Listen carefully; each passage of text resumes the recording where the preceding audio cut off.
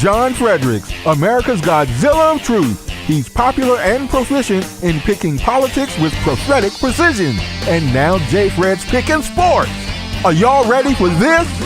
All across the airwaves and streams of the John Fredericks Media Network, John, Jack, and Nate, three guys that are pretty wise when it comes to picking winners. Football, basketball, baseball, soccer, golf, UFC battles, you name it. When the game is on your mind and money's on the line, Godzilla Wins is your guide to picking winners. Before you make that play, hear what J. Fred has to say. Godzilla Wins on the John Fredericks Media Network. Oh yeah, for entertainment purposes only.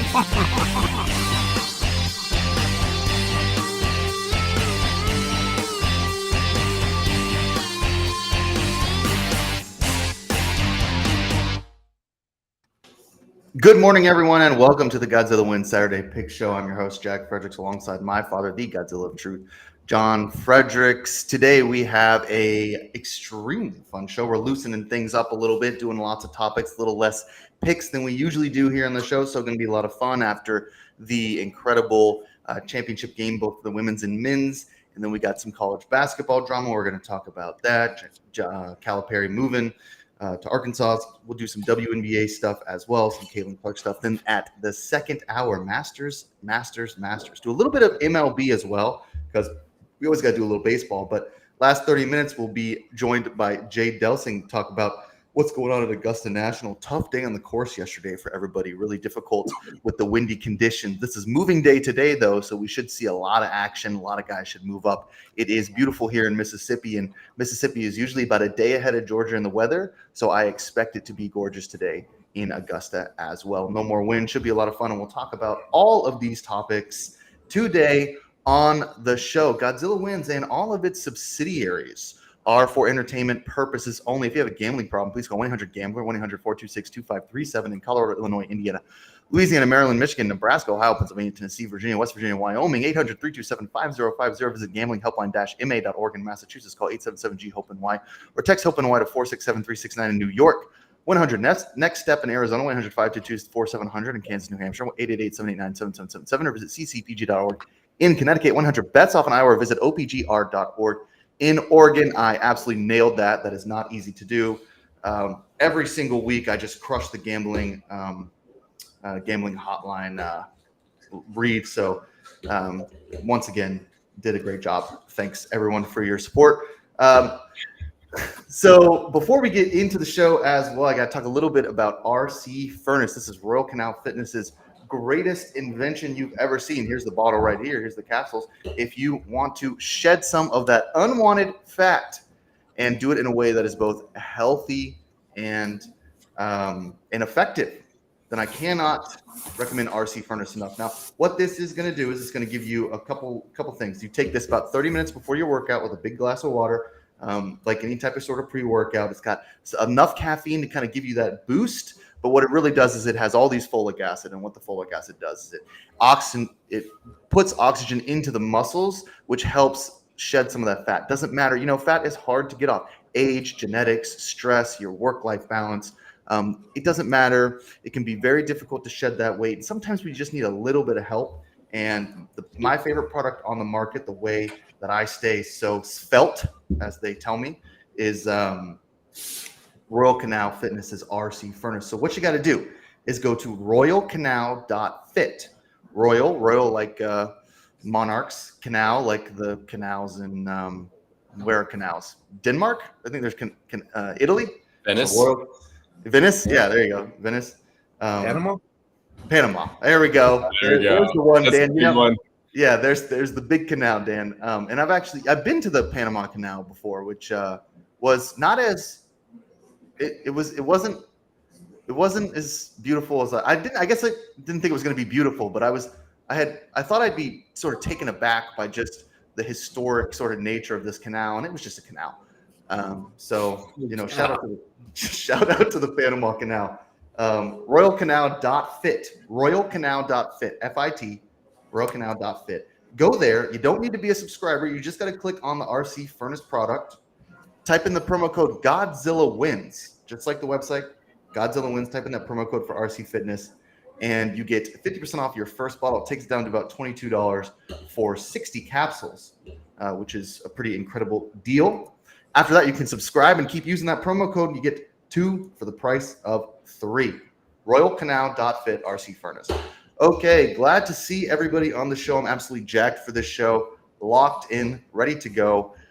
We are going to start the show with something a little bit different segment I'm trying out. I got a lot of new segment ideas. I don't know where they're coming from, but just a wellspring of creativity from your host here. So one of the ideas is what we're going to introduce today. Maybe it'll be fun. Maybe we'll never do it again. You just never know. It's called Weekly Obsession. And so what I would like everyone to do, we'll just kind of go around 10 minutes, just round the horn here, is just tell me what you've been obsessed with this week, whether it's sports related or non-sports related. We try to stay out of the political realm, but there's lots of things that are non-sports related and also not political that we can be obsessed with over the week. So Dan, we're going to start with you because I know you got a good one. Then we'll just kind of go around the horn. Yeah, so the one I've got is time appears to finally have run out on the Arizona Coyotes, which is just ridiculous that it has lasted this long. I mean, this franchise has been in the desert since 1996. They arrived, spent the first 6 seasons playing in the Suns Arena, which was a horrible building for hockey because why would you design a building for hockey in Arizona? So they moved out when Glendale threw a bunch of money at them, built them a brand new arena that was just for them. 10 years later, they managed to go bankrupt, and the NHL had to rescue them from relocation at the last minute, in part because Glendale decided, no, we'll keep paying them to play in our arena because this deal doesn't favor the Coyotes enough. Let's throw more money at them. Then 8 years later, the Coyotes got evicted from said arena because of their history of not paying their bills and Glendale recrunching the numbers and deciding, wait a minute, we'll actually make more money if we invest our time into getting concerts to play here than hosting the Coyotes on a sheet of ice 41 nights a year. So you're out. And the Coyotes moved into Arizona State's 5,000-seat arena for the past 2 seasons, which has just been an embarrassment for the league. So time should have run out on this team a long, long time ago. I mean, I do feel bad for the small fan base in Arizona, as well as the people who have grown up playing hockey in Arizona. Austin Matthews is a great example of how the Coyotes' presence has built some kind of hockey culture in Arizona. But this team should have been gone a long time ago. I mean, there have been so many markets that didn't get anywhere near as many chances as Arizona has gotten. I'm wearing my Nordique shirt here because Quebec should have had a team a long time ago. They haven't had a team since 1995. They have a beautiful building in Quebec City that they sell out for junior league hockey every night. They should have had a team. I could probably do a whole show by myself on how Atlanta has never really had a fair chance at the NHL, even though they've had 2 teams leave. Yeah, failure of the Thrashers was because the Thrashers failed Atlanta and not because Atlanta failed as a hockey market. But Arizona and Phoenix have completely failed as a hockey market. It just doesn't work. I'm very skeptical of how well Utah is going to work because the Delta Center is a terrible place to watch hockey. Like, you look at how the exhibition games have been set up, you sit behind the goals and you cannot see the goals. Like, that part of the ice is just obstructed from vision because it was an arena designed exclusively for the Jazz and for basketball. It is a great arena for basketball. It is horrible for hockey. So that team's going to be in a tough situation for another couple years. The one saving grace is Ryan Smith genuinely seems to love hockey, wants to see this work in Salt Lake City, and Utah does have the funding for an arena on the way. So that'll probably pay off in the long run, but Arizona just should have been done a long time ago. So, Dad, I'm going to bounce to you for a minute because we got some, you might have some hockey picks for us or something else for your weekly obsession, but I'll just second the Atlanta point on the hockey team. Having grown up in Atlanta, I will say that growing up, I think when the Thrashers were there for the second time, or maybe the first and the second time when they came back or whatever, the Atlanta is in a terrific market for pretty much all sports, hockey, soccer, some of the sports that were not the big 3, NFL, basketball, and baseball. I think pretty much any sports team can do well in Atlanta. It gets a bad rap for being kind of like this wishy-washy sports city. It's like not true. I mean, every sports fan I know in Atlanta is like a rabid Braves fan, like a rabid Falcons fan, which is not easy to do. I got friends who are season ticket holders for the Hawks, all sorts of stuff like that. So I second that. I say we need another hockey team in Atlanta. Dad, Need one that's actually owned by someone who has money and likes hockey. Yeah, those have been the true problems. The Flames owner went bankrupt in the 70s because of his I think it was his construction business that went under at that time. And the Thrashers were owned by the Atlanta Spirit fiasco that only ever wanted to own the Hawks, did not want any part of the Thrashers. Right. But back then, you had to buy both teams. Yeah. Okay, Dad, go ahead and tell us if you have some hockey picks or what your weekly obsession is. My obsession.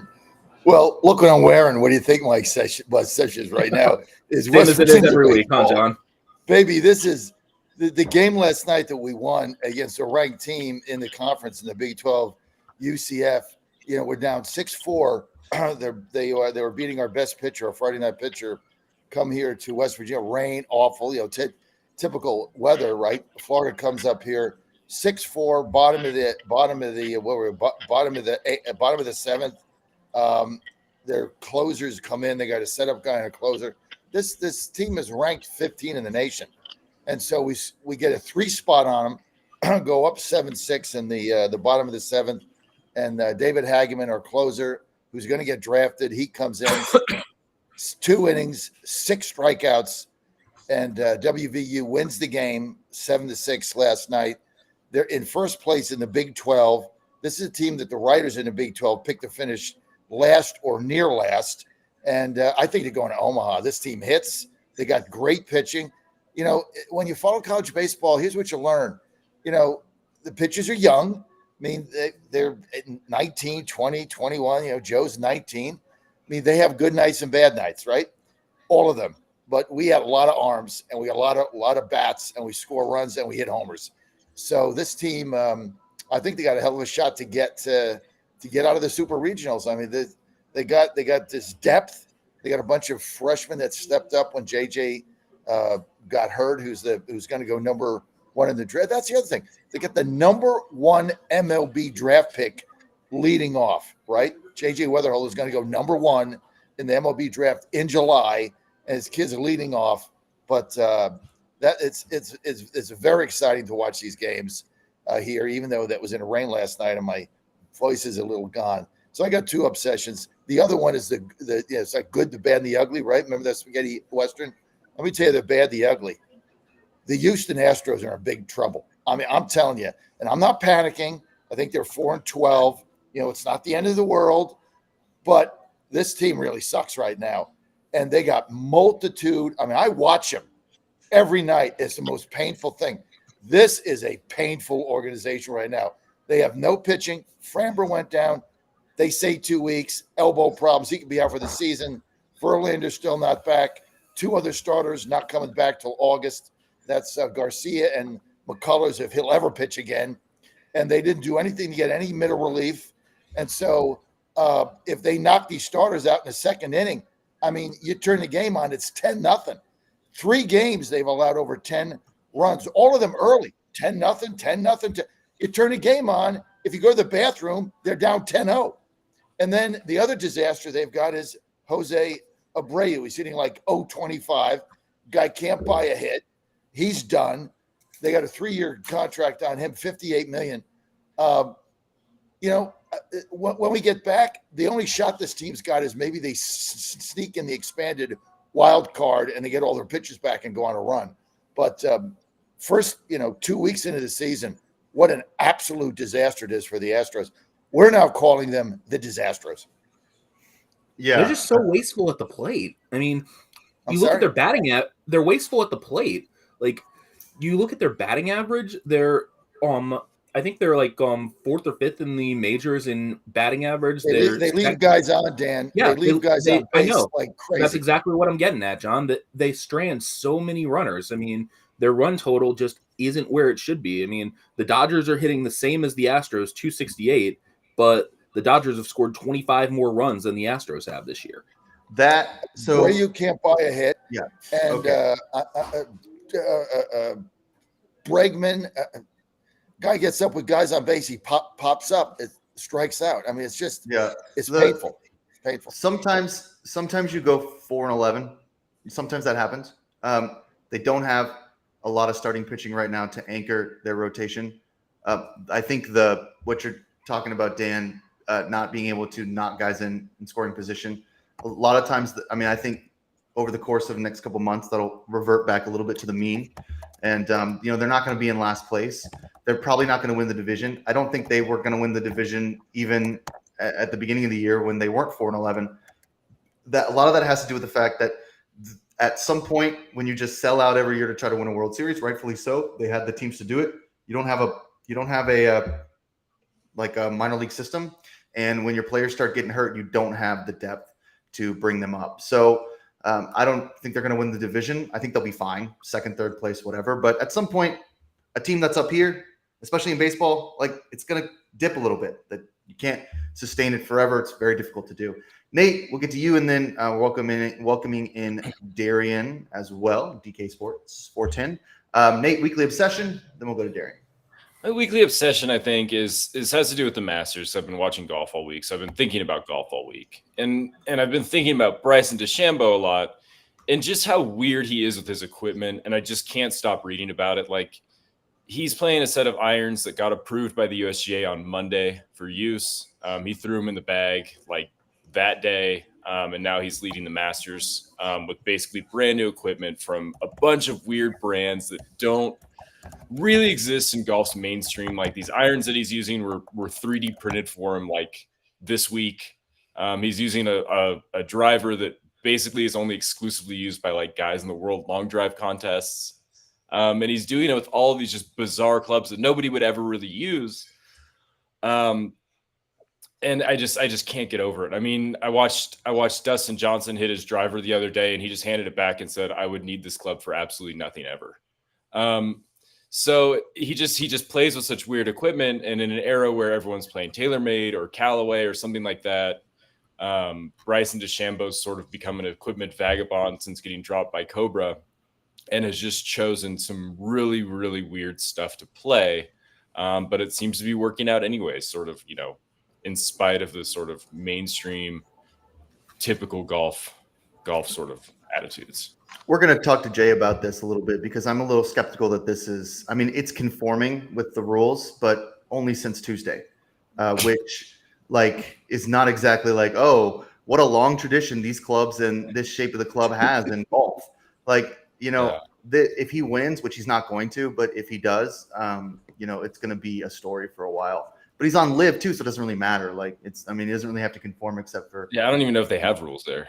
No, I don't think they. I'm not sure they even use golf clubs. I think they just chuck the ball down the field or down the course, and then go dancing away with the music. So, we'll see. Well, I do want to talk to Jay about that because I don't know. I love watching Bryson. He is a weird dude, but this is a little too weird. The way that the club is shaped is odd. And yeah, they look strange. Yeah, and golf clubs still have to conform in some way. Why don't we just take a baseball bat out there and just smash it down the course with the aluminum bat?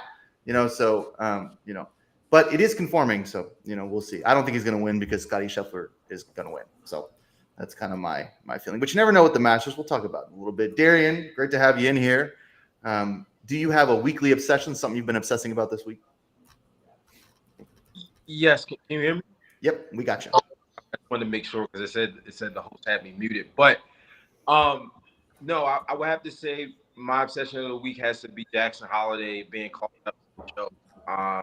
The Royals, super exciting. There's a lot of about when he's going to come up from minor league. Only the Royals for a number with a lot of history, given how really Darren, we are having a little bit of trouble with your audio. It seems like almost like a connection issue. Like we can hear it, it's just kind of going in and out. So let's see if you can log off and log back on, or you may have to do it from your phone. Sometimes that works. But I will clean or sort of expand on what Darren's talking about. Jackson Holiday, Baltimore's the number one prospect in the major leagues now, called up from Baltimore. And Baltimore's, I think the fans are extremely excited to have a player as highly anticipated as Jackson, although he does have a negative OPS right now. So I don't know. That's not great. I didn't even know that was possible. And when I saw it, I saw it on, social media. So, Dan, you may find something different.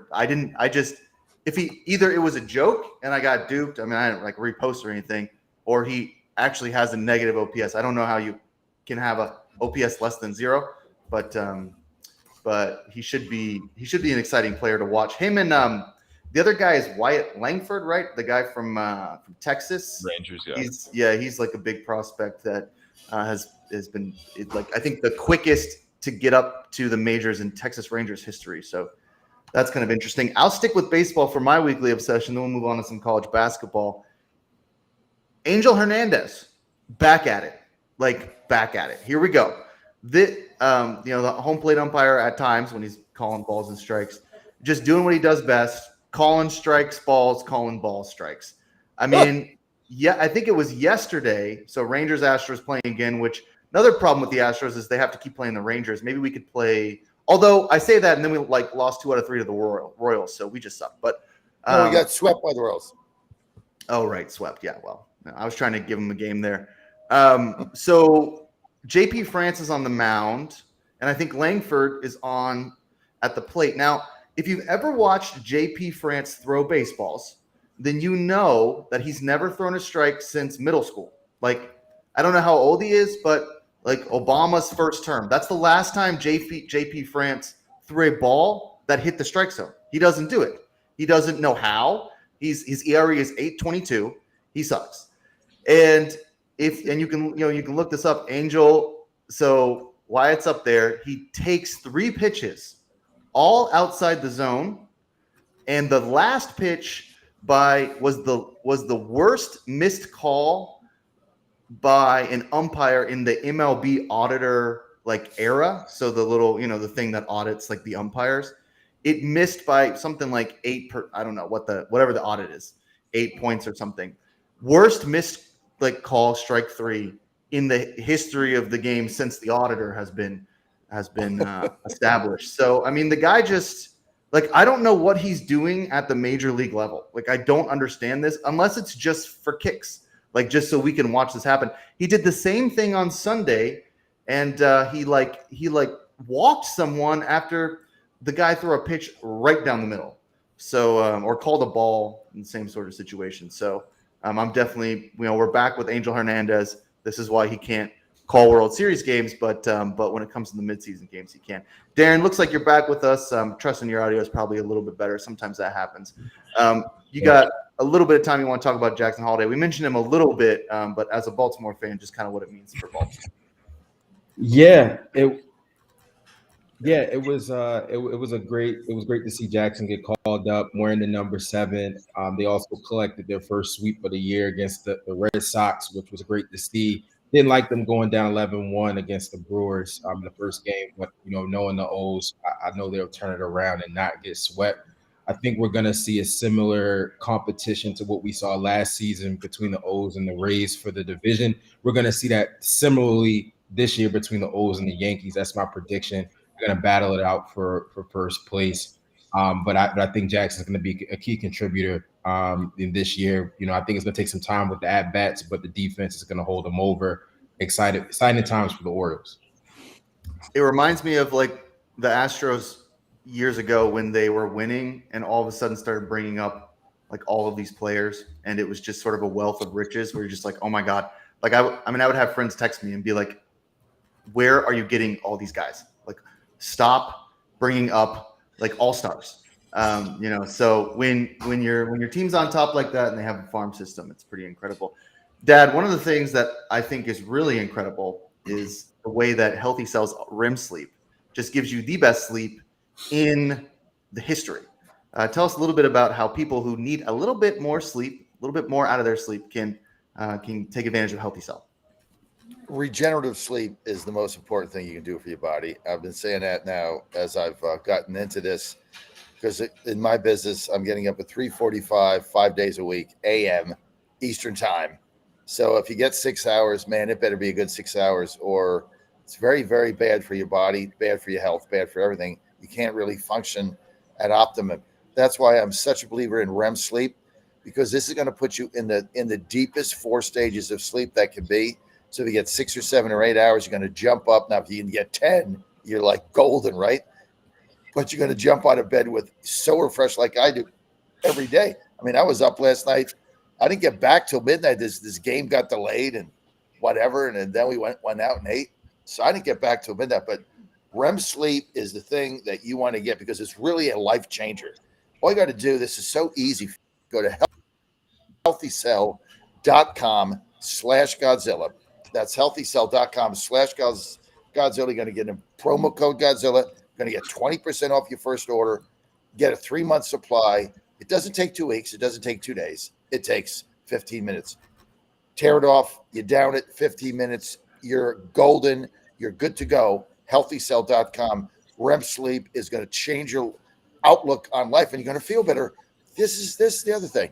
It's healthy. It's good. You got to get to sleep. That's when your body regenerates everything. That's what I've learned. Best thing you can do, healthycell.com/Godzilla. REM sleep, 20% off. Promo code Godzilla. Healthy is in the name. You listen to the Godzilla One Saturday show here. We're with John Fredericks, Dan Angel, Darian Kelly, and Nate Perry talking sports topics. We're going to do a little college basketball. Big week in college basketball. I mean, South Carolina completes the undefeated run in the women's. UConn repeats for the men's. And probably the biggest news overshadowing that is Calipari leaving for Hold My Alka, my soda water, I guess. Hold My Beer.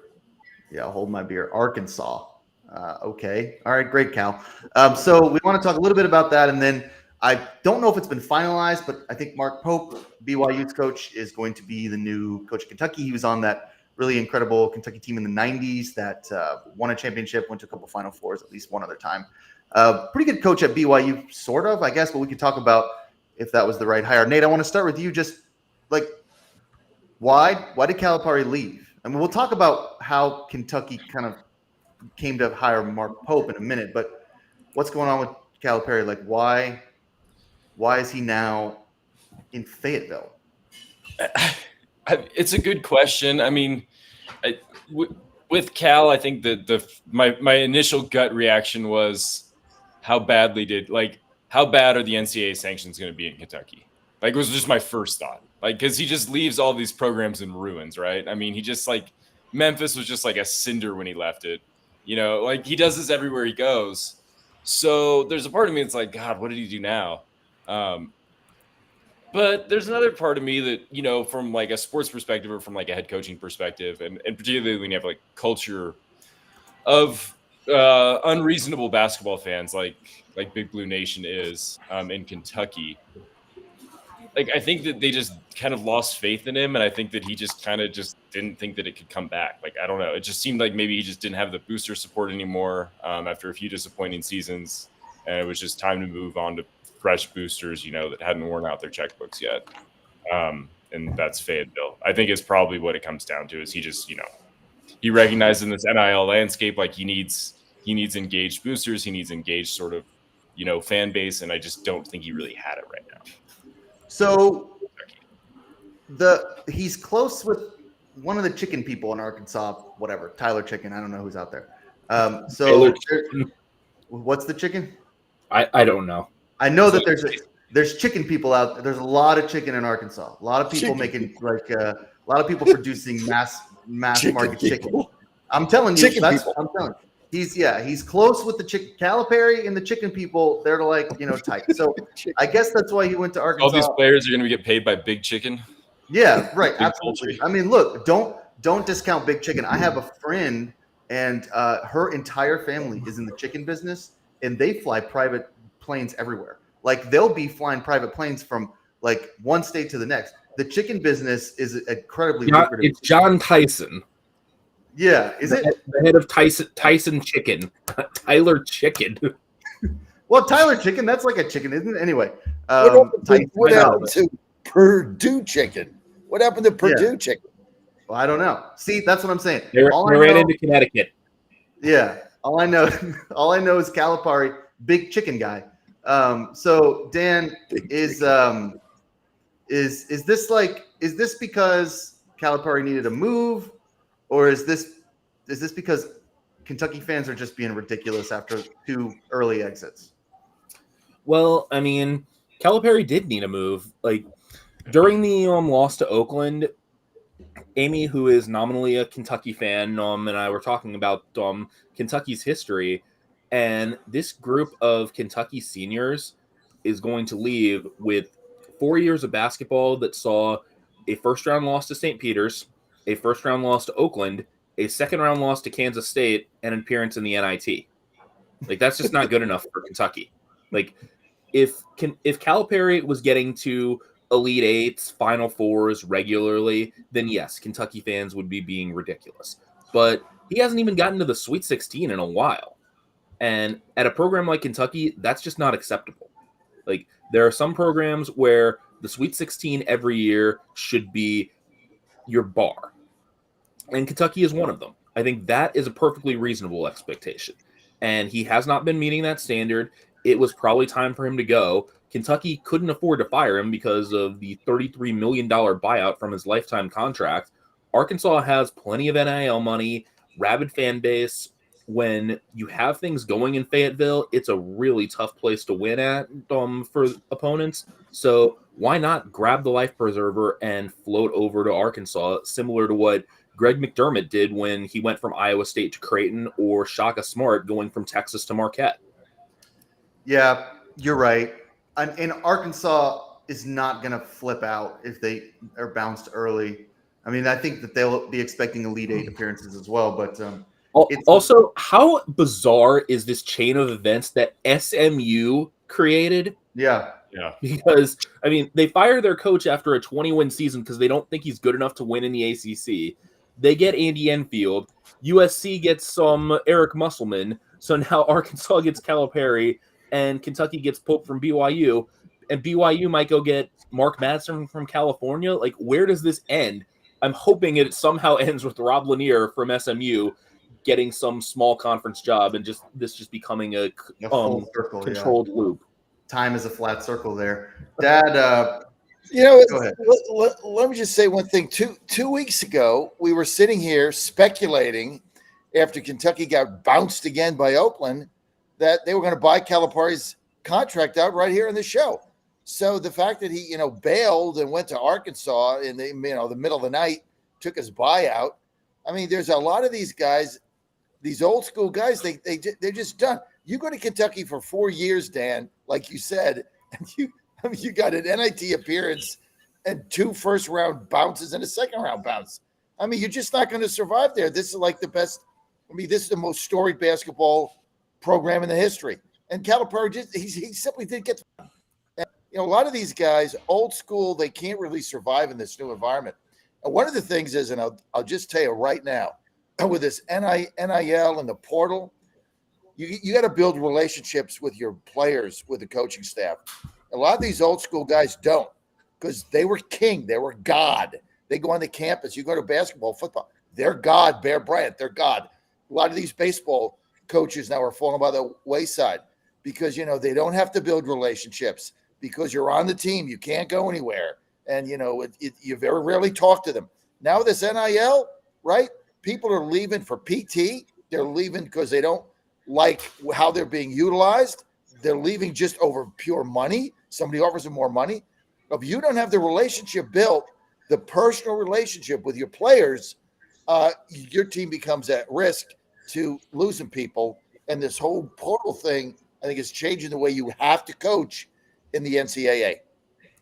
Yeah, I don't agree with that. I think that in football, it doesn't matter if you build a relationship or not. Football players rarely interact with the head coach. They have a more a closer relationship with the assistants, and so it's all about who you put around you if you want to keep those guys and succeed. You know, in basketball, like, you develop relationships with all your players. There's just not that many players on the team, so it'd be impossible not to. Like, I don't know how you could be Rick Pitino or John Calipari, you know, or Scott Drew, and just like walk in and like not, and just be like, "What's up, guys? Don't talk to." Like, it doesn't make any sense. There's only like 8 guys who are playing. So I think that these guys all build relationships. You know, this whole I'm a coach and I'm going to complain about the NIL is getting so old.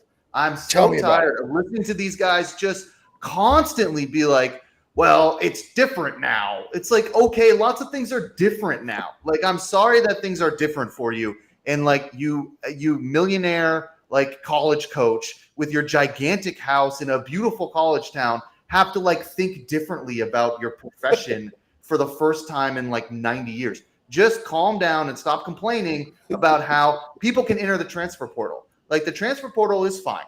You know what else happens when you enter the transfer portal, or when you, because of the transfer portal and the NIL, is when you leave, especially in basketball, you can take like your whole team with you, which is happening now all the time, where these guys are getting into the transfer portal, guys and girls, and they put the tag, the no contact tag, which just means that wherever my coach lands, I'm going to go there. So, you know, I mean, like, there's this whole like, I'm going to push back a little bit on that. The transfer portal does need to be fixed a little bit. Like, there is no reason that it should be opening before the season is over in these sports. I'm sorry. Like, it is badly managed. Like, it can eventually be fine, but the transfer portal for football should not be open until February. Transfer portal for basketball should not be open until April or May. Right. And we've talked about that before, because it would be like the NFL just opening up free agency in January and just being like, all right, anybody want to sign a contract? Like, right now while the season's still going? Yeah.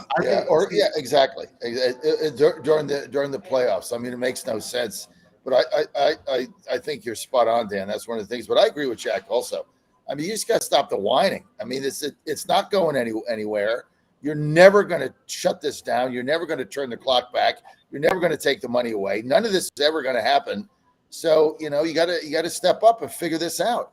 And those that do are going to be successful coaches, and those that aren't, they're going to retire. But as you look at them, they all make, you know, this amount of money. They live in college towns. They have the biggest house, the biggest salary, all the benefits, all these sponsorships, right? They're doing all the ads, commercials. They got contracts. They're all making a ton of money. Suck it up, Buttercup, and get the job done like everybody else got to do. Like, that's all right. Of us here have to suck it up, and then we have to on to the environment that we're in and figure out a way to work. So look, as much as I love Lane Kiffin, shut up. Oh, he doesn't complain that much. To be fair, he's a complainer. No, he's not. To be fair, I mean, I complain about my job like 24/7. So not this job, of course. Then what's to complain about? Godzilla wins. What an amazing company we've built here with such an amazing vision. But you know, every other job I've ever had since I was 16, all I do is complain about it. So, I mean, I guess I sort of understand. It doesn't matter what your job is. It just kind of sucks. Well, and they just complained about other stuff before this. Before this, it was like, oh, these student athletes, they're not really getting taken care of, and we don't have any money for anything. And now it's like, oh, now we have too much money.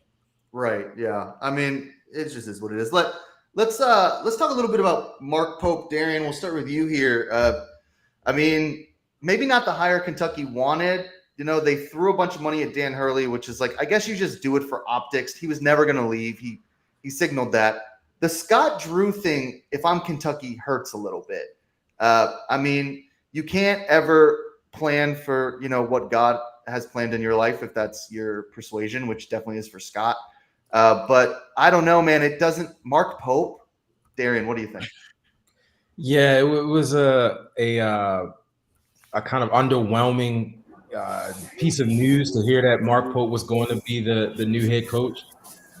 I think that Kentucky's going to be fine, though. I think that, they have a guy who's been a part of the program, and you bring, that to the light. I think that's going to be the thing that pushes him and garners a lot of excitement, is that you have a guy who's like more of like a homebred guy, been in the program, understands what it means to play Kentucky basketball, but definitely wanted to see Drew in that position, Coach Drew in that position. But yeah, I think the name and the brand that University of Kentucky has built will sustain them. I think that for Calipari to go to Arkansas just shows that, I think Arkansas's plan is to just be relevant. And if they make it far, yes, but I think it was a relevancy play. And you think about the NIL, you think about the Waltons, runs the Walmart family, Jerry Jones. You have access to those high net worth individuals that they're going to make a difference off the court, NIL. So I think it works out for both parties. Arkansas gets someone that is going to bring a lot of attention around their program, and then UK gets someone that's going to restore kind of that historic theme, nature, and history, to Kentucky, and kind of build and carry on that brand moving forward. Yeah.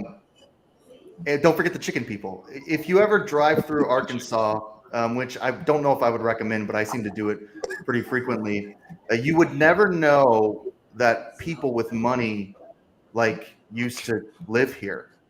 So it's pretty fascinating.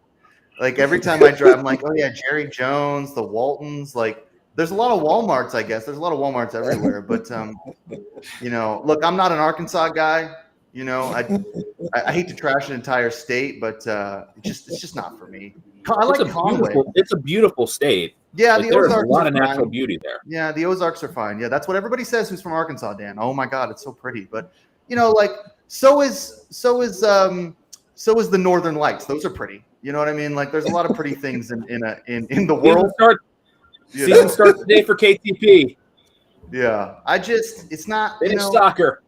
It's not for me. It's not for me, Arkansas. And look, I think that Arkansas fans, they're very rabid. Said from the guy from Mississippi. I mean, that's what's funny about. Well, look, Mississippi. I can see if you were from Texas or something. Guy that lives in rural Mississippi where you can't even get internet service and there's no satellite going on there. And I mean, first of all, the power line goes down, you're like SOL for 2 weeks. No, the power company's fine, and my internet's better than yours. You can't even you're blurry. So I don't know what you're talking about. That was the wrong line of attack. Yeah, I get fine internet now that we have fiber optics out here. We're getting with the times. But Mississippi is a gorgeous state with a lot of culture. Arkansas is just Arkansas. It's just we have the Ozarks, whatever. But whatever. Okay, fine. Good job, Calipari. Let's talk about a little bit more about Mark Pope. And we'll get Dan and Nate in on this. He's kind of a weird guy. His social media is a little different. But Dan, I mean, I think Kentucky fans are complaining because no tournament wins. I don't know though. I mean, he's pretty good. BYU is a great team. Yeah. I mean, he just doesn't have enough of a history though, and he's never worked. He doesn't have the cachet. He doesn't have the cachet. That's the thing that upset some of the Kentucky fans. They wanted somebody that had, the vibe, the cachet, the social media followers. He doesn't have that. He's just a good, solid basketball coach. And I think the athletic director and the president of Kentucky University, I think they made a conscious that we just need a basketball coach here that is going to help us win games. And that's what I think they got in Mark Pope. I mean, you look at his record in Brigham Young University is solid. I mean, he's just a good basketball coach. That's not the greatest basketball program in the history of the earth. He's made them very competitive. He's a quiet guy. He's not jumping up and down. He's not going to get the headlines that Kentucky is accustomed to.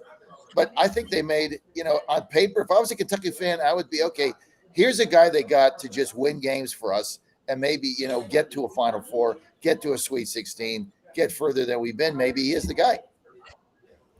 I think it's interesting that they went after Scott Drew, known, outspoken Christian down there at Baylor. And when he said, no, God told me to stay at Baylor, this is where my home. Then they went after a Mormon at BYU. So kind of interesting that Mark Pope left as well. We got shout out to religion playing a big part of the coaching hires here lately. And I mean, I think that's a big thing, just like to think about, like with Pope and recruiting at Kentucky. Anyways, is like he's never been anywhere, like as a head coach, where he's not really just recruiting either guys from Utah yeah, and or Mormons. Like, you know, like the pull of BYU is like if you're Mormon, you want to play there. Like Yeah. you just get those athletes. Like, you know, in Utah Valley, like you're getting like those are people he's connected with because he's in the LDS church. But like going to Kentucky, it's almost like he has to like learn like all new recruiting strategies. Like I just like you're not connecting with the kids the same way that you were at BYU or Utah Valley State, you know, talking about your faith, talking about all of that. Like it's not the same. yeah. Well, you know, the Mormons, you know, they go on that year sabbatical. They know how to recruit, I guess, so they got a lot going for them. I do think that there's some.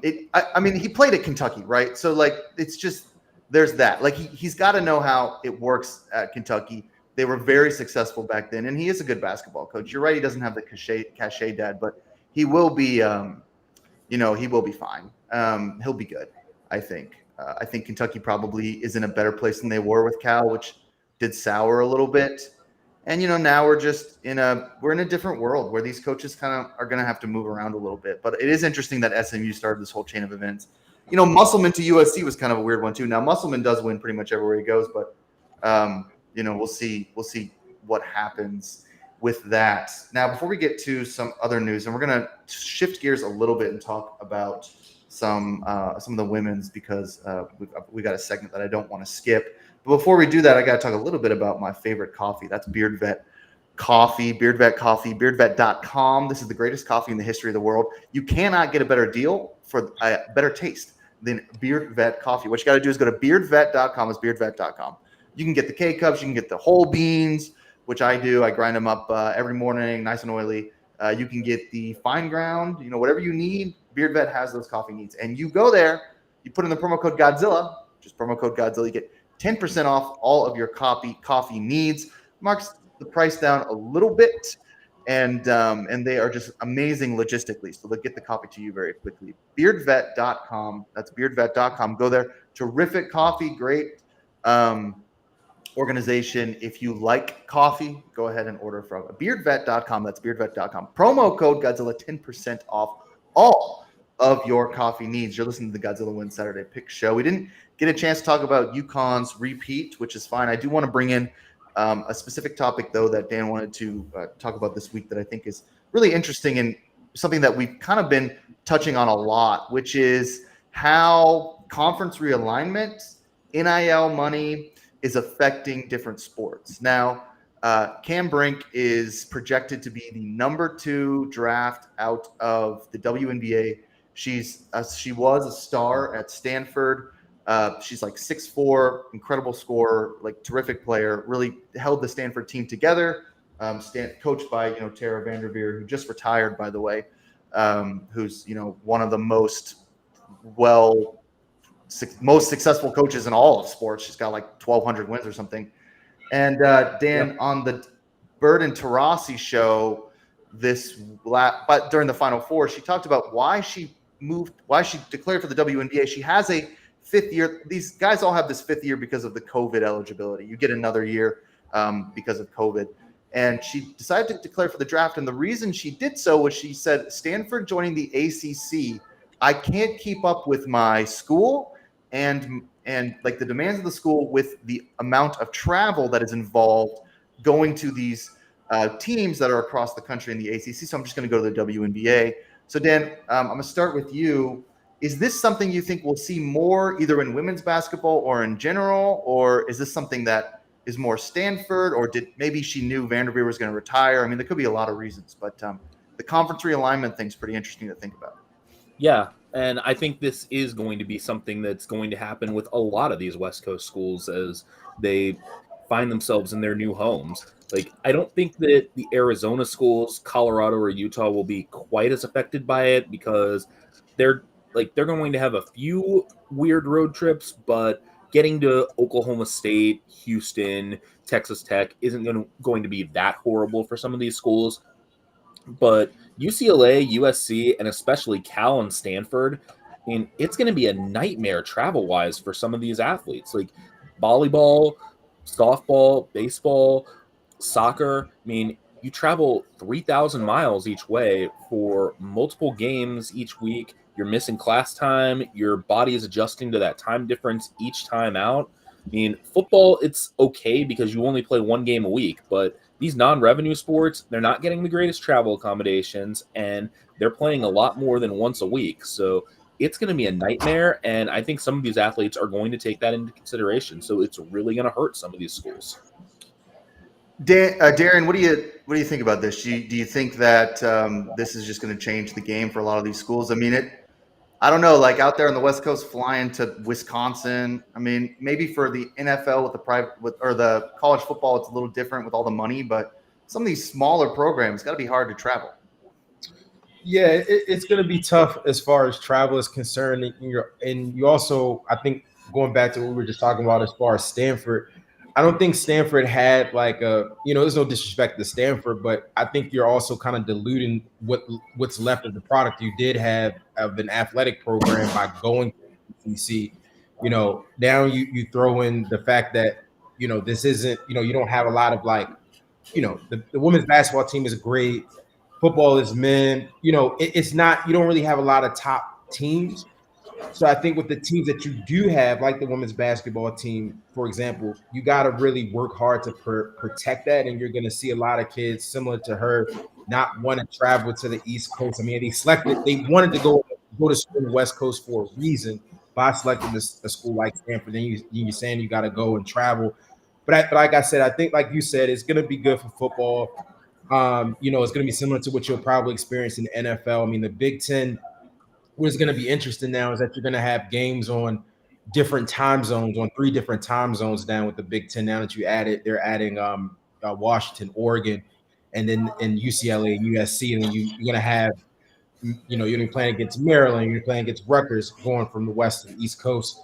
So it's going to be interesting. But I do see a lot of student athletes, transitioning away from certain conferences because of the travel aspect, especially in those Olympic sports like a swimming and similar sports to that. Stanford was a little late on the NIL train, so that's the other thing. And Cam Brink, again, she's like projected to go second after Caitlin Clark, like the most dominant force in college basketball that we've ever seen, at least from an eyeball standpoint and from a scoring standpoint. So after Caitlin Clark, she's the best player in college, at least as far as how that's going to translate to WNBA. So I don't know. Sometimes you just want to go professional just to go professional. You're just kind of done. But you can't exactly say that and not piss everyone off at Stanford either. Dad, I kind of want to get your thoughts on some of this because, Joe's at West Virginia, Big 12. Like Morgantown is not close to Norman, Oklahoma. And when the Big 12 expands and accepts, I think, both of the Arizona schools as well as maybe some others, like flying from Morgantown to Tucson to play baseball on a weekend has got to just be a real trial just for athletes in general, just with their body, not let alone like having to juggle being a student athlete.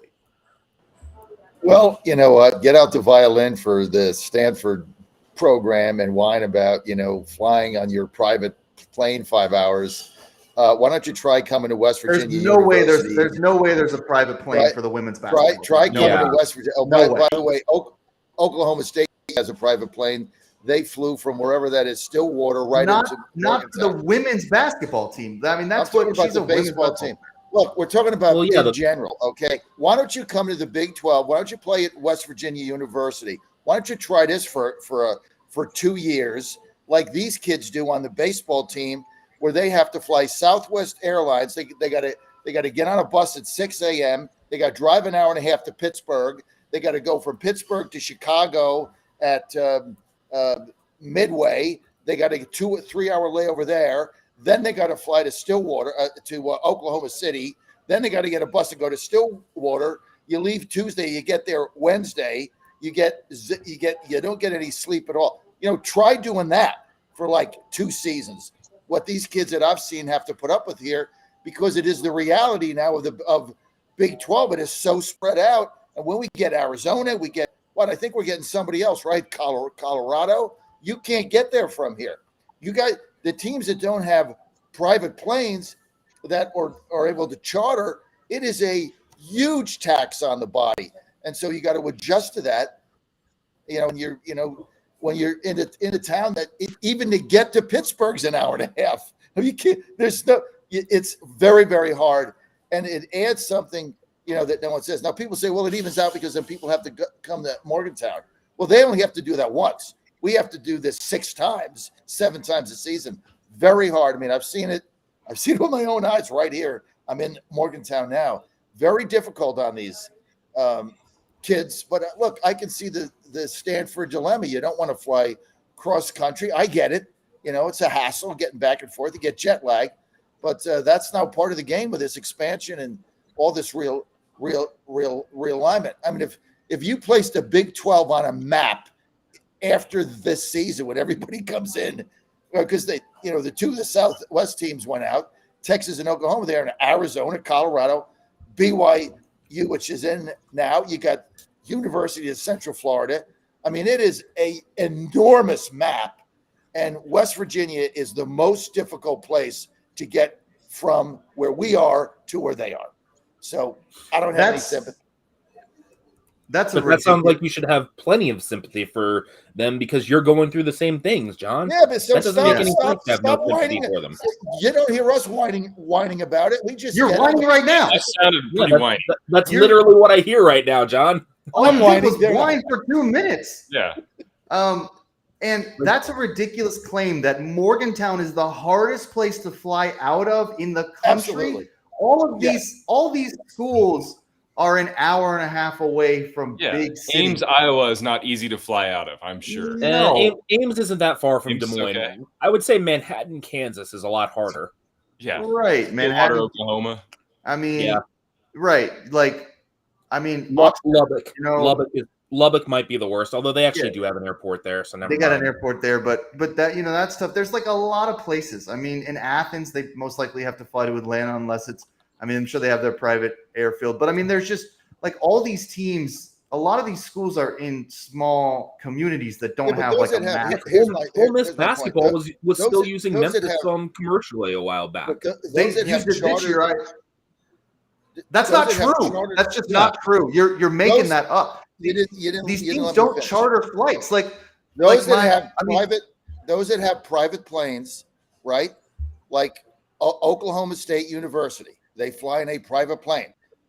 Oklahoma State has Pickens money. They flew to Morgantown. It's a huge advantage. East Carolina University in Greenville, private plane. They're in that big conference. They get on the plane in Greenville. They fly to the executive airport wherever they're going. That is a huge advantage against the teams like us that are flying 3 legs on Southwest and getting on a bus at 5 a.m. That's all I'm saying. Okay, to say that's not an advantage is insane. Then sure, that's an advantage, but I mean, as Jack and I were just saying, like Ole Miss basketball, like that's one of their flagship programs, and they use commercial flights. Yeah, they fly out of Memphis. I see it all the time when I fly. Like 7 a.m., I'm sitting there at the Memphis airport waiting for my flight, and I see the basketball team and the baseball team sometimes walking through. There's only like 19 gates. And the baseball team has a friggin' national championship on its resume. Yeah, so I think that they're like Stillwater, like Oklahoma State is a different beast because they got a lot of money, and like if you want to go to Eastern Carolina, then go to Eastern Carolina. Like maybe that's part of their recruiting. Hey, we can fly out, but I don't know, Dad. You sound pretty whiny there about like, yeah. I mean, that's a recruiting perk. Like, hey, like you fly our private jet. That's just not true of a lot of places, unless you're talking about the big football programs, and that's kind of a ridiculous claim to make. And it's not that hard totally to different. So we'll see. But listen, hey, you're listening to the Godzilla Win Saturday Pick Show here, talking a little college basketball this next hour, and don't turn the dial anywhere. We're going to be doing a little bit of baseball. I know Dad will have some more hot takes on these this elbow soreness. Darren, you want to stick around? I know you do a lot of baseball. We'll talk a little baseball. And then that up at 9:30 Eastern time, we're going to be joined by Jay Delsing, do a lot of the Masters. And Nate's going to show us how to make a little master's cocktail there at his bar, since that's his career as bartender. Do not turn the dial. We'll be right back.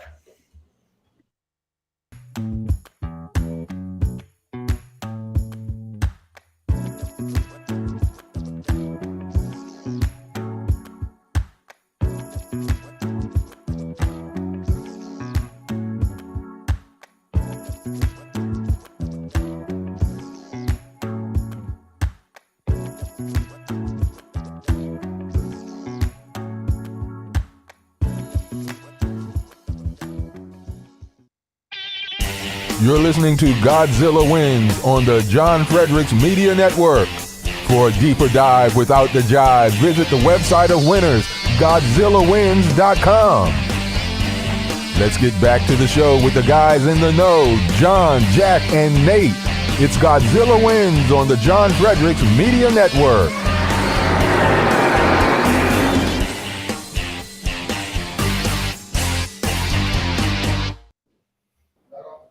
We are back, and you're listening to the Godzilla Wins Saturday Pick Show. Looks like a couple of our panelists are grabbing some more Beard Vet coffee there. So Beard Vet yeah, a little bit of Beard Vet coffee. Although I never know what John is doing, because he's like always, now that the baseball season's going on, he's always like in these little hotel breakfast, like buffets, like, which I always think, I mean, like, if you know him, if you've ever like spent any time with my dad, he can be a bit chaotic at times. I don't know if anyone has picked up on that.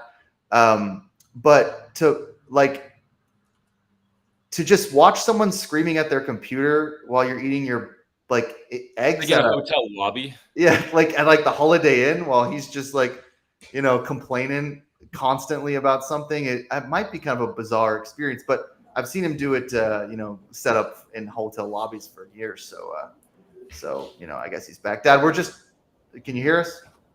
Yeah, I'm good. Thank you. Yeah, well, I'm glad you're good. Do you think it's a bizarre experience for people eating at the hotel buffet to see you screaming at your computer? I think they're accustomed to it because we stay at this Marriott here in Morgantown, so I'm off at the corner.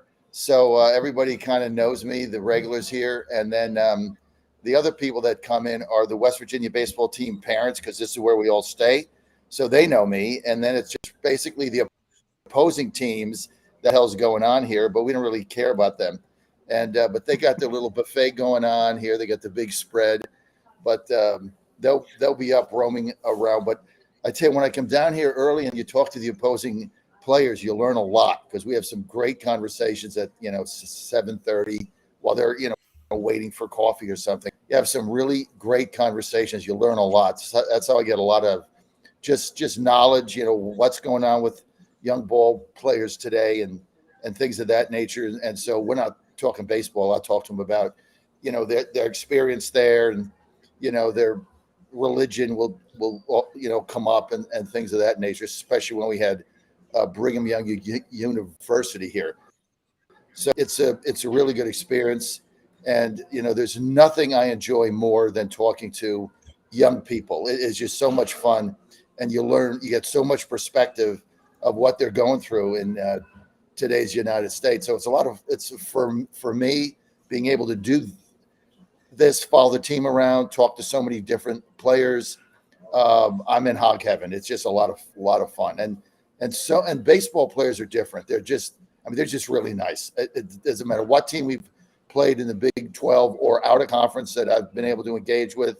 The young men that are playing baseball today, it's a different culture. They're very nice people. And, look, everyone that's here, most exciting as a father, everyone for here has a dad or had a dad. Everyone has a dream. They all want to get drafted. That's why they're playing college baseball. They want to play in the major leagues. They want to get a shot in the minors, and they're all following their dream. And it's even with the NIL money, it's a little bit different in baseball, but they're all dreamers, and they work really hard. And so it's for me in this stage of my life, doing this is about the most gratifying, engaging thing that I'm God has put me in a position to do. So it's fun. Yeah. And by the way, I love my team at West Virginia. You get to know the players. I love my team. I love everybody on it. And even when my son has nothing to do with the game, you root for them. You feel bad if they don't do well because, when you follow them this way, you just get a relationship, not personally, but just from afar.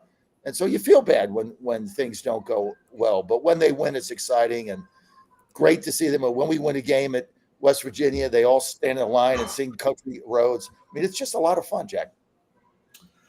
True man of the people, true populist there. Yes, exactly. That's me. Every kid's dream is to make it to the major league so they can get struck out by Angel Hernandez looking at 3 balls.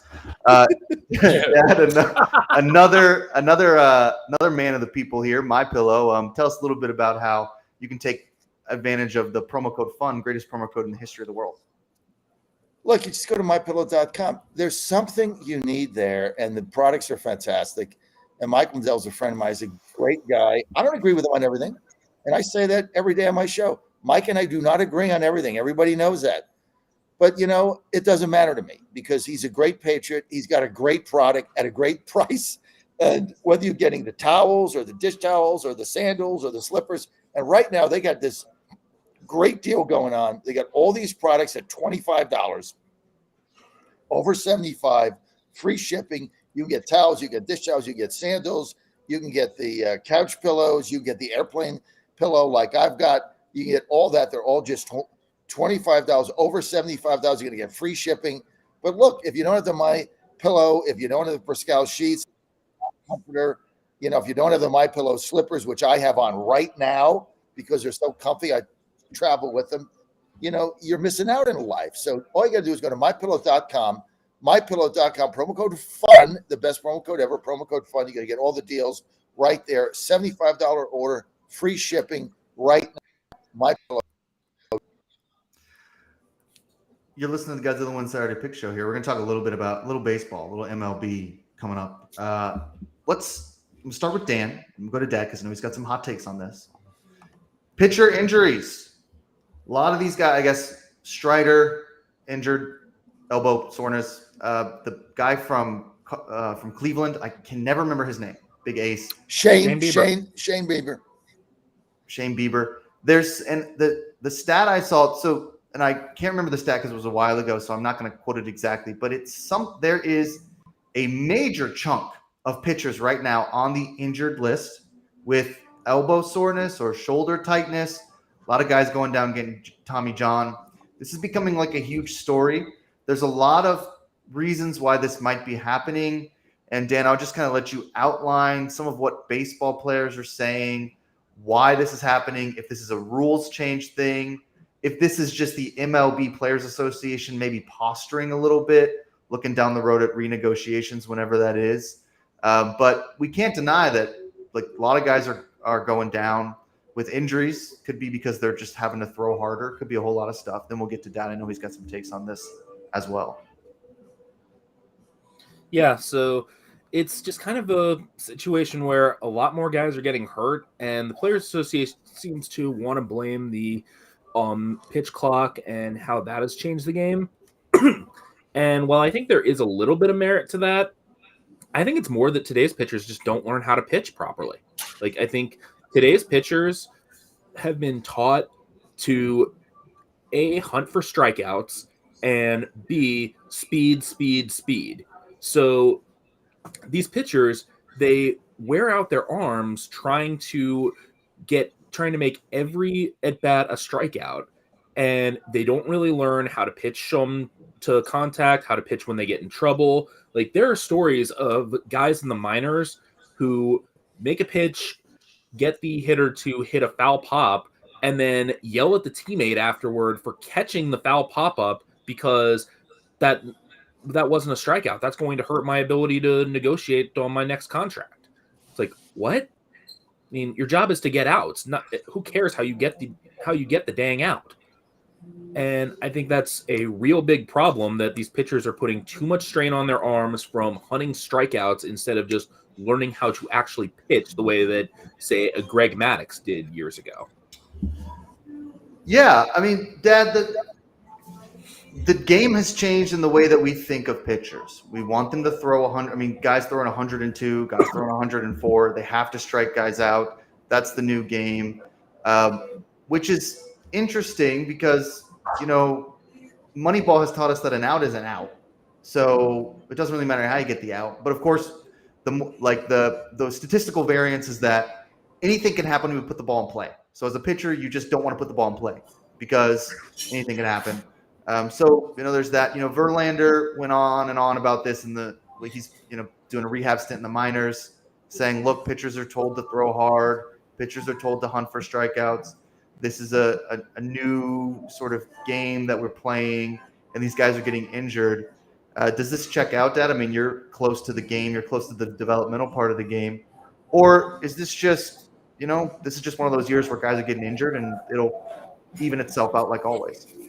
No, I think it's a disaster for Major League Baseball, and it's happening also. If you look through the minor leagues, it's happening all over the place with these arm. I mean, you take my team, our team, you and I, the Astros. We have 4 starters that are out. 4. I mean, there's only 5 starters on the team.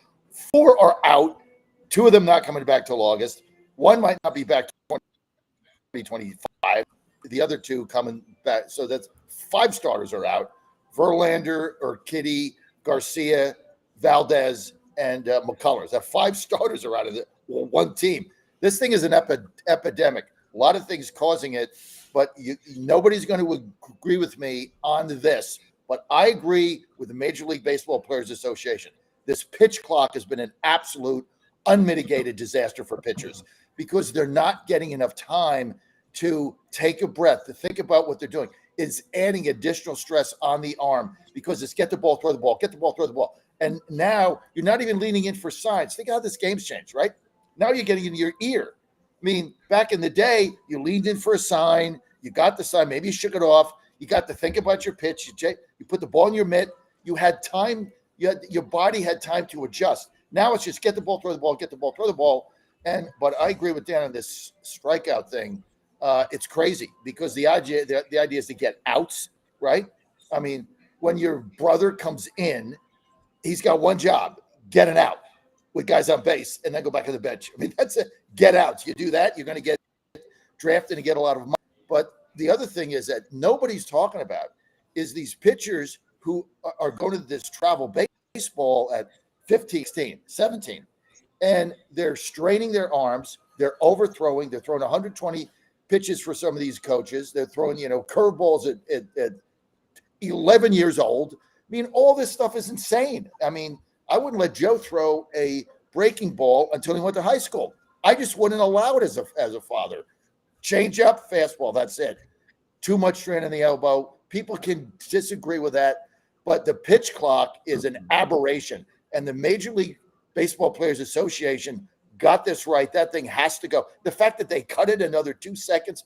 Look, the commissioner right now is a brain dead jackass. That's what he is. And until this guy, Manfred, is run out of there, these things are going to continue to happen. He is an absolute calamity. Worst commissioner in the history of the MLB. Bowie Kuhn and these guys look like Judge Mountain Landis. He's got to go. But the pitch clock is a disaster. And you can't argue with the stats here. Since the implementation of this pitch clock, injuries have gone up dramatically for all teams, and it is a disaster. I don't know. I guess the pitch clock is a problem, but it's also a problem when pitchers take 1,000 years to throw a baseball. Yeah, I've seen that video of Zach Greinke throwing a pitch, and simultaneously you have the running of the Kentucky Derby, and the race starts and ends before Zach Greinke throws his next pitch. That can't happen. Should the pitch clock be lengthened a little bit? Sure. Yes. But it's actually in the rule book. It was just never enforced. But it's been in the rule book for decades. I was a youth league umpire 20 some years ago, and it actually had in there that if the pitcher was taking longer than, say, 45 seconds, I could start calling a ball against him for every 45 seconds that he refused to throw a pitch. Like, you cannot have someone stand on the mound for 2.5 minutes in between pitches. The combination of speeding up the game and forcing players to throw as hard as they can all the time is causing a lot of this injury. Now, the other thing is that the ability to fix the problem has, with Tommy John and the way that medicine works now, it's much more efficient. And pitchers like getting Tommy John when they got an elbow issue. I'm not sure they love it, but it allows them to throw longer and harder for more years, which is more money for them. So on the other side of it, maybe we overuse the Tommy John solution and then these guys are out for a whole year. But I really think that throwing 102, the fact that all these guys are throwing 102, that used to be like you go to the stadium to buy a ticket to watch the closer throw 102 4 or 5 times. I remember when Bobby Jinks did it in 2005, and everybody was like, wow, this guy throws 103. Chapman coming in doing the same thing. These are relievers. Now all of a sudden you have starters who are throwing 100, 101, 102, 103 constantly, and then they're spinning the ball with some ridiculous curveball. And so, and that's not necessarily the pitch clock's fault. I do think that it's a little unfortunate. Baseball might have to have a conversation the way that football did with CTE and the helmets of just hey, this can be a sport where you can risk a lot of injury if you are not taken care of by a good coach at a young age. If you just have a coach out there hanging you out to dry when you're 16 years old, letting you throw as many pitches as possible, pitching you on short rest, that should not be allowed either. So I think it's a lot of things. I'd be surprised, Dad, if it was just the pitch clock, but the pitch clock has definitely been something that has sped up the amount of injuries. This could also just be a year where pitchers are getting injured. Spencer Strider's the best pitcher in baseball. So when he's injured, everybody's going to talk about it. It doesn't matter what it is. Of course, Shane Bieber as well. And there's been a lot, the Astros have seen this happen as well, but Verlander's 1,000 years old. So I don't really care. He's going to get injured. Framber is at the age as a pitcher where you start to see Tommy John.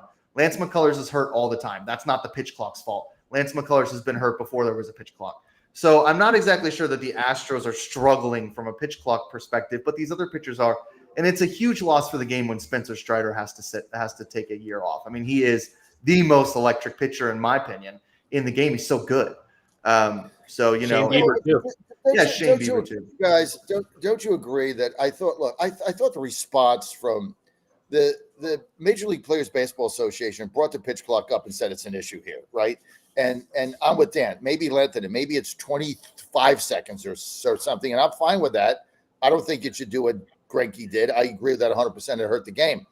But then LB fires back with this terse email. Screw you guys. The pitch clock has got nothing to do with it. Our rules are fine. It's all your problem. What the hell kind of response is that? That's why I hate the suits in New York right now that run MLB. I can't stand any of them. They're a bunch of jackasses. Why would you send that kind of a memo out when you got pitchers going down right and left every day, star pitchers that people go out to see, and then your response is, I'm going to send a memo that basically says, screw you, pitch clock's fine, go figure it out. The whole New York MLB thing is a catastrophe. And I'm telling you, these owners have got to get this guy, Manfred, who's a complete jackwagon, out of there and get some people in there with some compassion to understand what the player's plight is. They don't. They're egotistical morons. John Fredericks, pro-union. True man of the people here.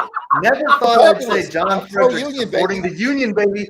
Hey, listen, 100%. I'm pro-union too. I love it. I would say this.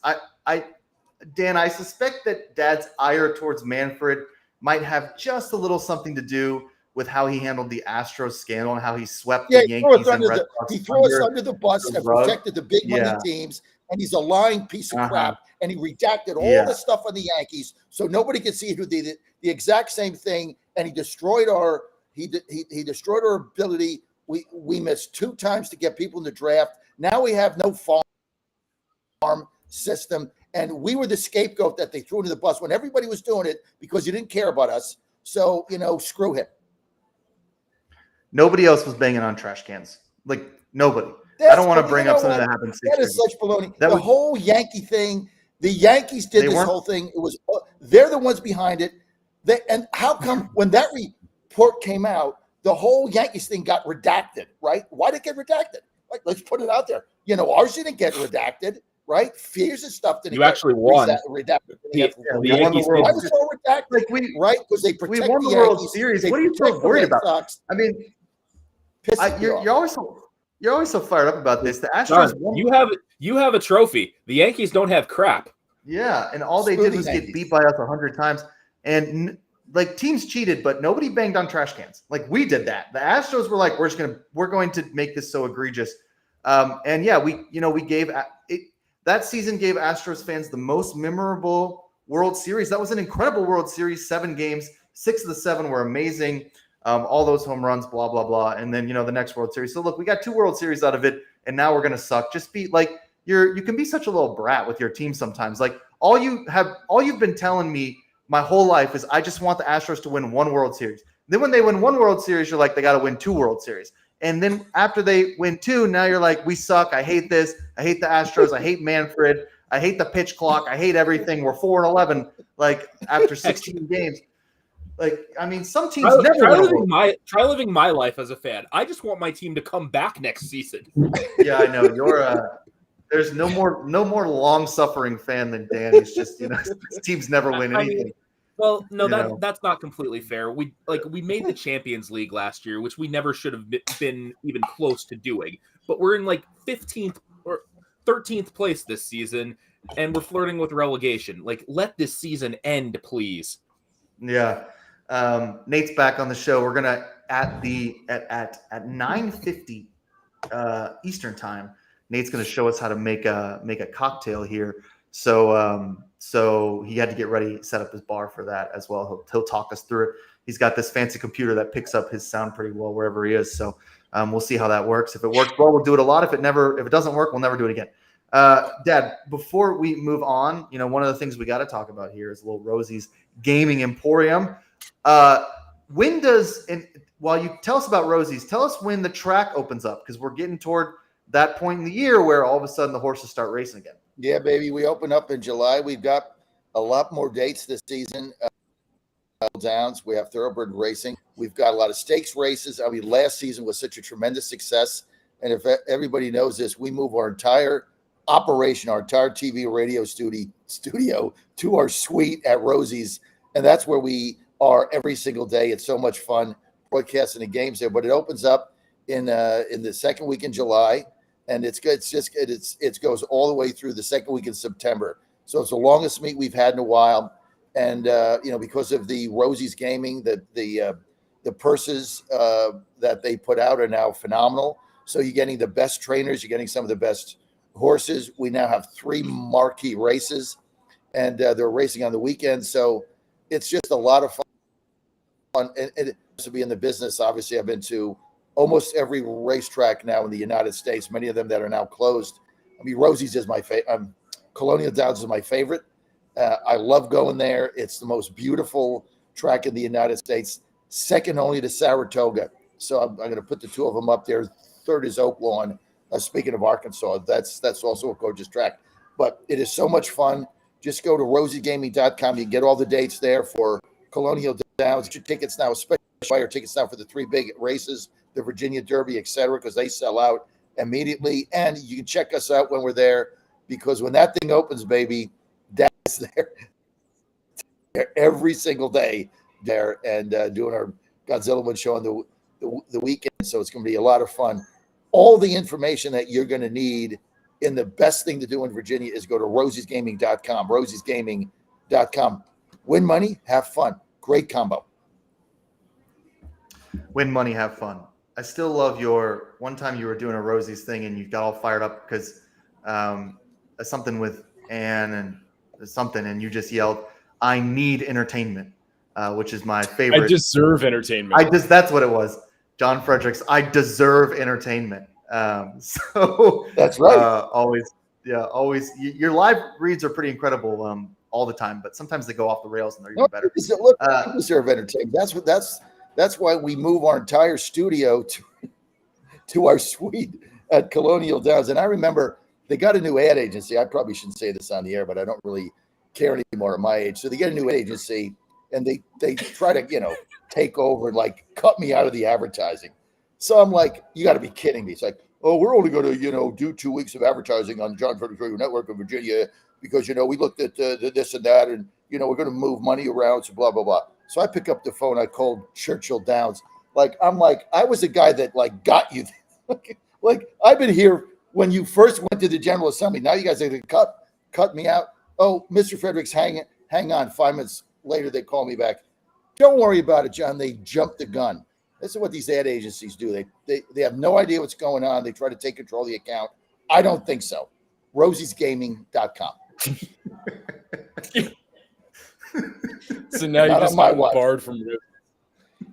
No, I got a suite. I got my whole operation. They just pulled your suite. You're gonna cut my advertising out when I'm like, I have a suite for 3 months and have the entire. And you're getting like $1 bajillion of earned media because I get on the air every day nationally and say, live today, coming to you from Colonial Downs. I mean, what? Are you brain dead?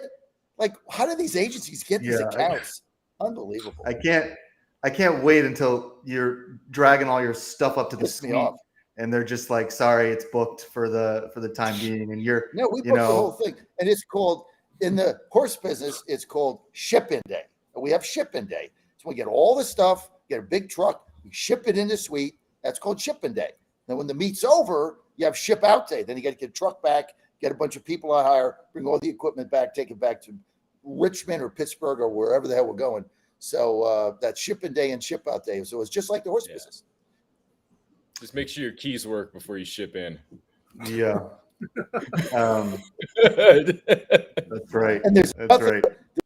Better than when I walk in there at 5 a.m. and I smell the horses because that's the thing that I grew up with. That was my life, and there's just nothing more inspiring than that for me. And then as I'm getting ready for my show, the workouts are starting, and it like brings back all the memories. And then I go on the backstretch, after my show's over. There is I get a backstretch pass. It's the greatest thing for me to do at my age. It brings the memories back.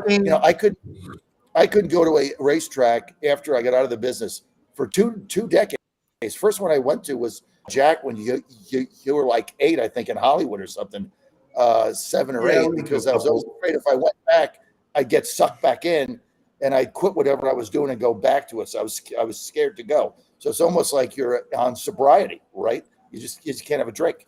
So, but then, finally I was all right. Yeah. It would be cool, to work the hours you work and see, the sun coming up and the horses working out. That'd be like pretty peaceful. MLB Best Bets got a couple minutes before we welcome in Jay and talk Masters for the last half hour. I'm gonna turn it over to Dan here. Dan, you do a little MLB Best Bets for the weekend. Dad, I know you probably have a couple as well, a couple locks. Maybe 2-3 minutes, then we'll get to the Masters. But go ahead. All right. So first thing that I'm going to look at here is I'm actually going to take the Astros here against the Rangers because Houston lit up Andrew Heaney last time out. So I think facing him again, the Astros will be just fine. They actually scored 10 runs that game. They're at home. I think this is where Houston starts to dig out of that hole they've built. I'm going to take Yariel Rodriguez to go over his strikeout total. I don't know what it is yet, but whatever this prop is, I'm going to end up taking him. This is his debut, and he's facing the Rockies, who excel at swinging and missing. So Colorado has the 6th highest total of strikeouts from their hitters. So I think that he's going to put up a pretty solid strikeout number. He's been doing that at AAA Buffalo. So I really like that prop whenever that comes out. And then finally, I'm going to go with the Reds against the White Sox because the Pale Hose are just so pathetic. Chicago is just getting killed almost every time out. They just got smoked 11-1 by Cincinnati last time out. They've had, I think, 6 games in their past 8 where they've scored 3 runs or less. So actually, no, it's 8 out of 10. So yeah, this White Sox team just can't hit. They can't pitch. They can't field. I think that's pretty much everything covered. So give me the Reds. John, what do you got? John, yeah. John, you got any Well, I'm baseball going. today? I'm with Dan on the Astros. I mean, I got to bet Blanco today. The guy almost had 2 no-hitters in a row. I'm going to keep betting beats him. As bad as Houston has been, their closers in the back end of their bullpen is fully rested. That's what happens when you give up 15 runs a game, 3 games in a row. So that's the good news. So I like the Astros today. Fine, back on the board with them. That's number one. The other game that I like is as good. I love the ball that Pittsburgh is playing, but this guy Turnbull on Philadelphia. I mean, I saw him pitch the other day. I forget who they played, but he's got really, really great stuff. So he's a pitcher this year that I'm following. So I look for a big game from him. I like Philadelphia, and then look, this White Sox team, dude. I mean, it's really pathetic. It might be the worst team in the major leagues right now. Dan, I don't know what to do with them. Where Oakland competes. I mean, Oakland actually. If I could just talk about Oakland for a second, they're not, even though they're going to Sacramento and all of that, this is not the doormat they were. They have legit starters. This guy, Paul Blackbird, is legit. The other guy, Singer's legit. They got legit starters here. So Oakland might not be the doormat that everybody thought they were, but now it's gone to the White Sox. I don't mind laying 2-1 or 2.5 to win if I think I'm going to win the game. So I'm going to go with Dan here. I like the Reds, Astros, but I love Philadelphia. As great as Pittsburgh is playing right now, Turnbull's a guy to watch. So those are my 3 plays today. Hopefully I can come back. I had the Mariners last night, a big one. That was okay, but then I had some loser that got beat in extra innings or something, Cardinals or something. So those are my 3 today. Dan, don't let the Astros suck you in. Just, I mean, get in and get out. Yeah, it's one game, and Get in and get out. I think they have the edge on the pitching matchup. Yeah, Blanco's been great. We're gonna welcome in. Jay Delsing, our one of our golf correspondents, to talk a little Masters coverage here. Big sporting event of the week. Love that the Masters comes right off of the NCAA tournament. So I timed my YouTube TV subscription right. I'm like, I don't want to pay this YouTube TV thing. I'm like, okay, $70 a month. I don't have that kind of money. I don't have any money. So I definitely don't have money for stupid YouTube TV. Shout out to YouTube TV, unless they want to be a sponsor, actually. Great product. But for right now, I timed it. So I was like, okay, if I can subscribe for a month, then I can get NCAA coverage, I can get the Masters, and I can get the WNBA draft, which is about all I care about. Then after that, I'll go back to watching all the stuff on Twitter or something. I'll go to Reddit where all those or the pirated streams. I mean, no, I would never do that, but I don't even know if you can do that. But I'll watch on game day, MLB game day, whatever. So YouTube TV's out in about a week, but I got the Masters coverage here. Jay, been an incredible Masters already. Some of the narratives here, of course.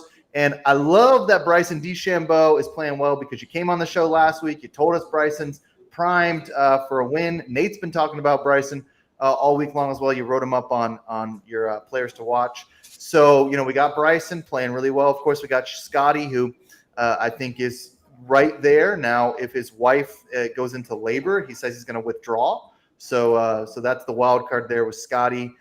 Tiger Woods makes his 24th straight Masters cut. Another incredible topic and storyline there. Tiger played really well. Bunch of major champions: Brian Harmon, John Rahm, Brooks, I think, Justin Thomas, all missed the cut. And that was mostly because the wind yesterday was just crazy. And Rahm even talked about that. He said, this was we may have pushed it a little bit. This was about as difficult a golf as I could see, but that's why we like the majors. I mean, it shouldn't be easy. And, Rahm missed the cuts, of course, he's complaining. So, Jay, a lot of topics here. What have you taken away from the last couple days of Masters coverage? Well, the wind, we talked about this at the Texas Open the week before. One of the things that makes the scores go up on the PGA Tour, the Champions Tour, wherever the professional golfers are playing, is wind. And when you get wind at Augusta is if you've ever been on the property there, it's so much hillier than TV does it justice. And it's one of the things that stands out in your mind when you walk out there and you see you're around the 18th green, you're around the first tee.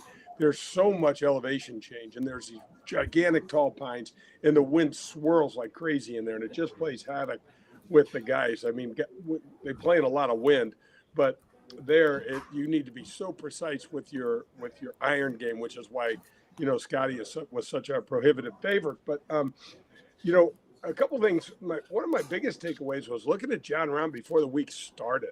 He looked like he'd been hit by a bus, man. I don't know if it's the weight of carrying around all that dough, that he took or what, but he just looked terrible. I know he's got 2 young kids in the house and nobody's probably sleeping, but he had bags under his eyes. Guys, when you make this decision and go to live, there's certain personalities that just doesn't play well for.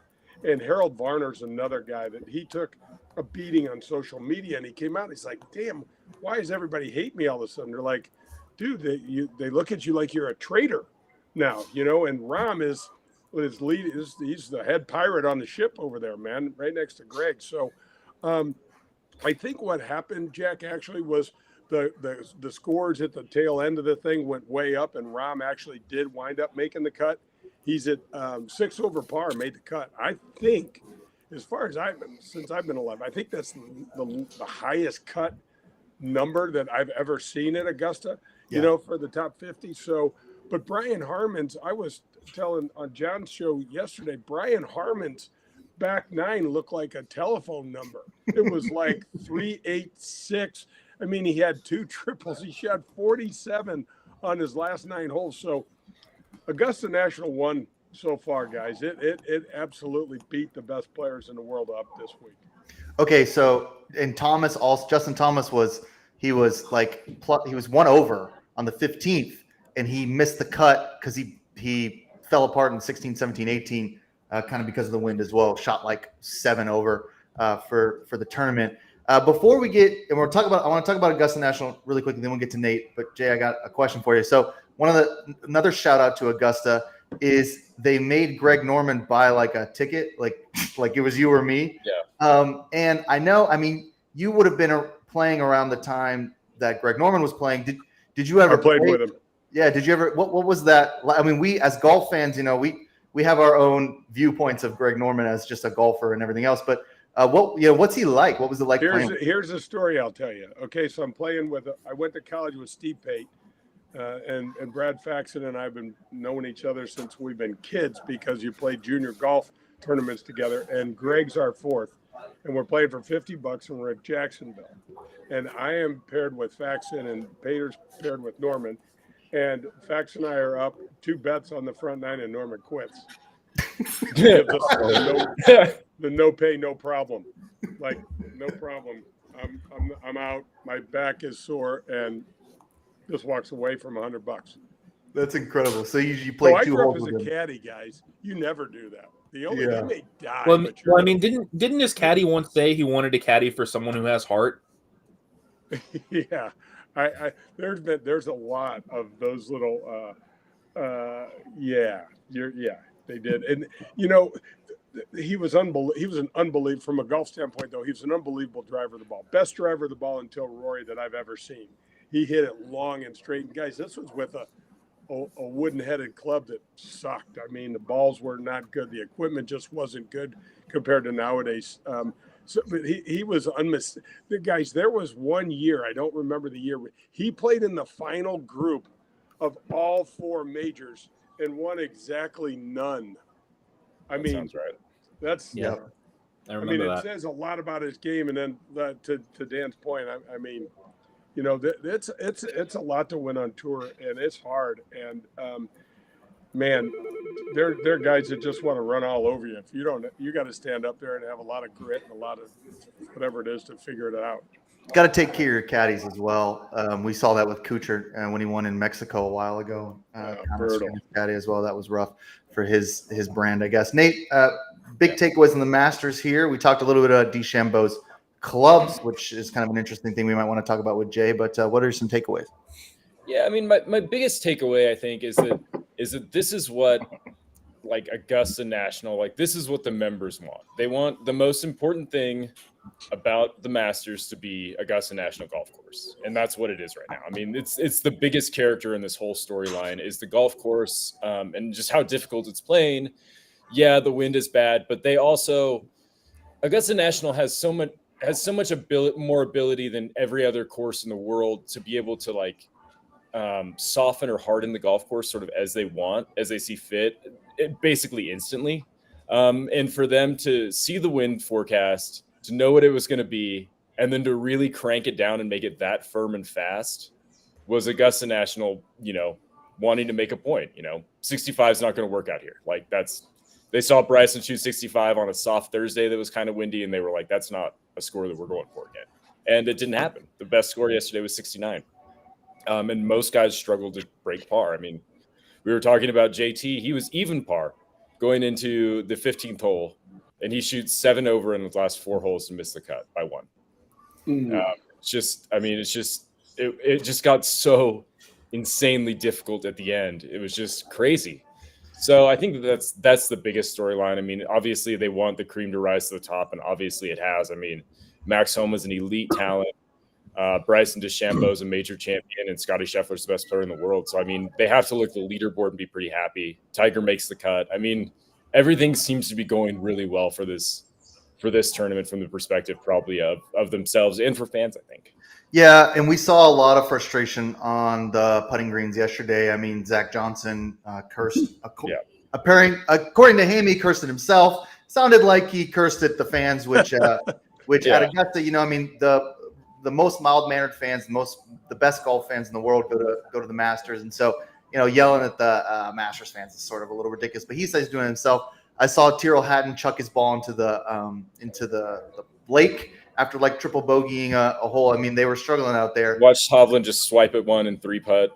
That's right. Once, and he doesn't usually lose his composure like that. And it was like on the 15th hole, and you could tell he was already checked out of his hotel room. Yeah, he was already back on his plane. So, and that is what we want, I think, from the Masters. I mean, I want the majors to be difficult. Like, it's not fun when, from a fan perspective, when you're watching these majors and you're just like, oh my God, they're crushing the course. I mean, you can see that if you're a golf fan, you can see that in plenty of other courses. Like, you can see guys shoot 20 under and how amazing they are. But in a major championship, you want them to struggle out there. That's the whole point of a major. So, some shout out to Augusta for that. Now, we talk a little bit about Bryson.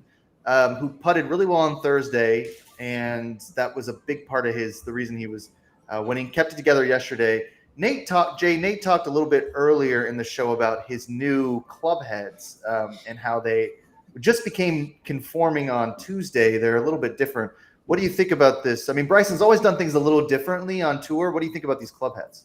Yeah, he's it doesn't surprise me. He's kind of like the mad scientist out there, right? Because he's got the same length irons.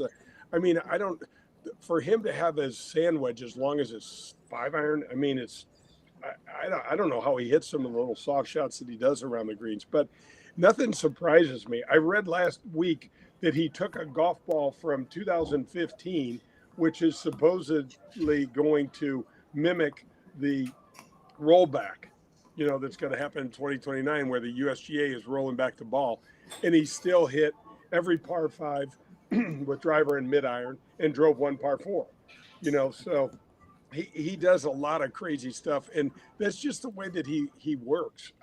When I was working for Fox TV and we were doing the US Open, he had this band on his golf bag that had all of these cards, and he had 2 of them, and it looked like, Nate, I understand you're a bartender, and sometimes I tended bar once upon a time, and you have these recipes that are said these things were this thick, and it was all these different type of formulas that he wanted to use in his stance and his grip and his this and his that to hit certain shots. And I was watching this, and I'm like, you got to be kidding me. I mean, you're on like the fourth hole, and you're like, oh yeah, I need to go over to this band of cards and pull out number 42. You know, how do you play golf like that? But that's the way he does it, and he's always amazed me. And he takes a beating in the media, guys. But I've met him. He's a great kid, and I root for him. I really do. Everybody gets weirded out when people start doing stuff differently. I don't know if they're just intimidated. It's fear. I don't know what it is. But I mean, the guy is he's the only thing I laugh, guys, is that at one point in time he was eating 8 protein shakes a day and like 4 steaks, and he was saying like, and I'm gonna live till I'm 100, and I'm like, dude, you're not going to live till next week. Your cholesterol's going to be like 5,000. Like, Yeah. I mean, I get that you're smart, but you're also stupid on the other end. Yeah, so I like to lift weights, and I'm not like an athlete, right? I'm just like a normal guy. I won't go into the gym being like, I'll try to lift. Yeah, you're an athlete. That's not true. You're an athlete. You're an athlete. No, I'm a teacher. Thank you. But anyway, so I saw him like when he was going through. It just seemed like it's when he blew up and he was like doing that, like 10 protein shakes, all the steaks. I just sort of felt like someone broke his heart, to be honest with you. Like, I don't know what his personal life is like, but it just felt like a man who lost a woman. Because anyone who's 50 pounds in about 6 to 10 months. Yeah, anyone who's like, I'm going to put on 60 pounds of muscle. Usually there's a woman out there that won't accept your calls anymore. But and I don't know if that's true. But what I do know is I would watch him, because he's so weird and he's so good on social media. He's ubiquitous. But the way he worked out was like, it wasn't even safe. Like, he was hammer curling like 100-pound weights. And I'm thinking like his forearm is going to snap in half. Like, I mean, I can hammer curl, whatever, like heavy weight, but it's still hard. And he's just like, and he's barely moving it. And I'm like, what is he doing? He's a golfer. Like, doesn't need some flexibility. So yeah, just, but he is such a character, and it sucks that he's on Live. I mean, whatever, Live is fine, but he's so much fun on tour. Like, one of the most fun. Just, he's so weird. He's such a character. He's so good. And, Liv stole him from us. And same thing with Rombo. I mean, I think you're right about John Rahm. And now Liv in general, and I sent Nate this, and Nate, I'll get your thought on this before we have you make a drink here. I know I sent it to you, but the Liv guys who are playing in Augusta, other than DeChambeau and Cam Smith, and then Patrick Reed is even. I mean, everyone else, Tyrrell Hatton, Koepka, 2 over, Mickelson 4 over, Neiman 4 over, Rahm 5 over, Garcia, Sergio. Guys, it looked like DJ just packed up the tent and said, "Fire the jet up, I'm out." He 13 over. I'm out. Yep.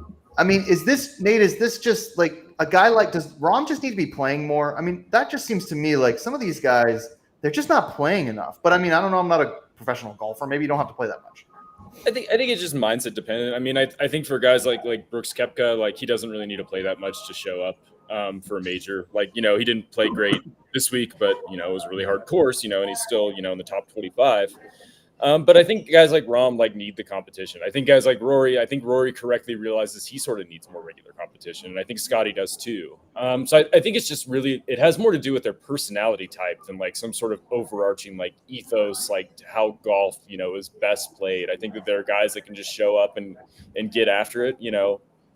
Golf has been full of guys like that over the years. Guys, there's not one guy that didn't from Liv that didn't want to be playing at Jacksonville for the players. I'm telling you, there's not one of them. Mickelson can say whatever the hell he wants. Every single one of those guys. When Jack's tournament comes at Muirfield Village, they all want to be there. They're full. Yep. They're lying if they say anything else. Those tournaments are awesome. The Liv events. The Liv events are like a circus. Yeah, and I mean, I guess Jay. Like, my last question for you would be, as someone who's played on tour, do you if you're only playing every once in a while, do you miss the competition? Is it hard to get back in that headspace?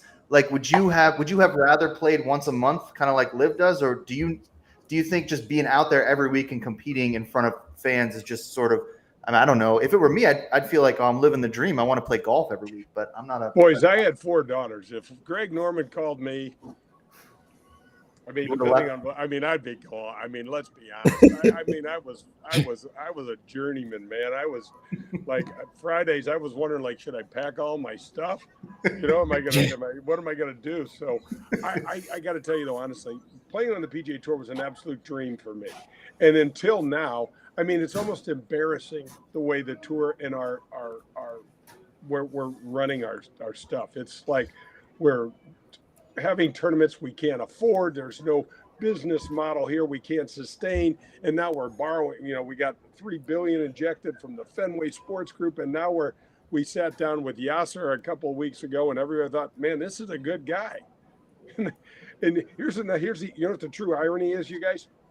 28 of our some odd 35 sponsors, they all do business in Saudi already.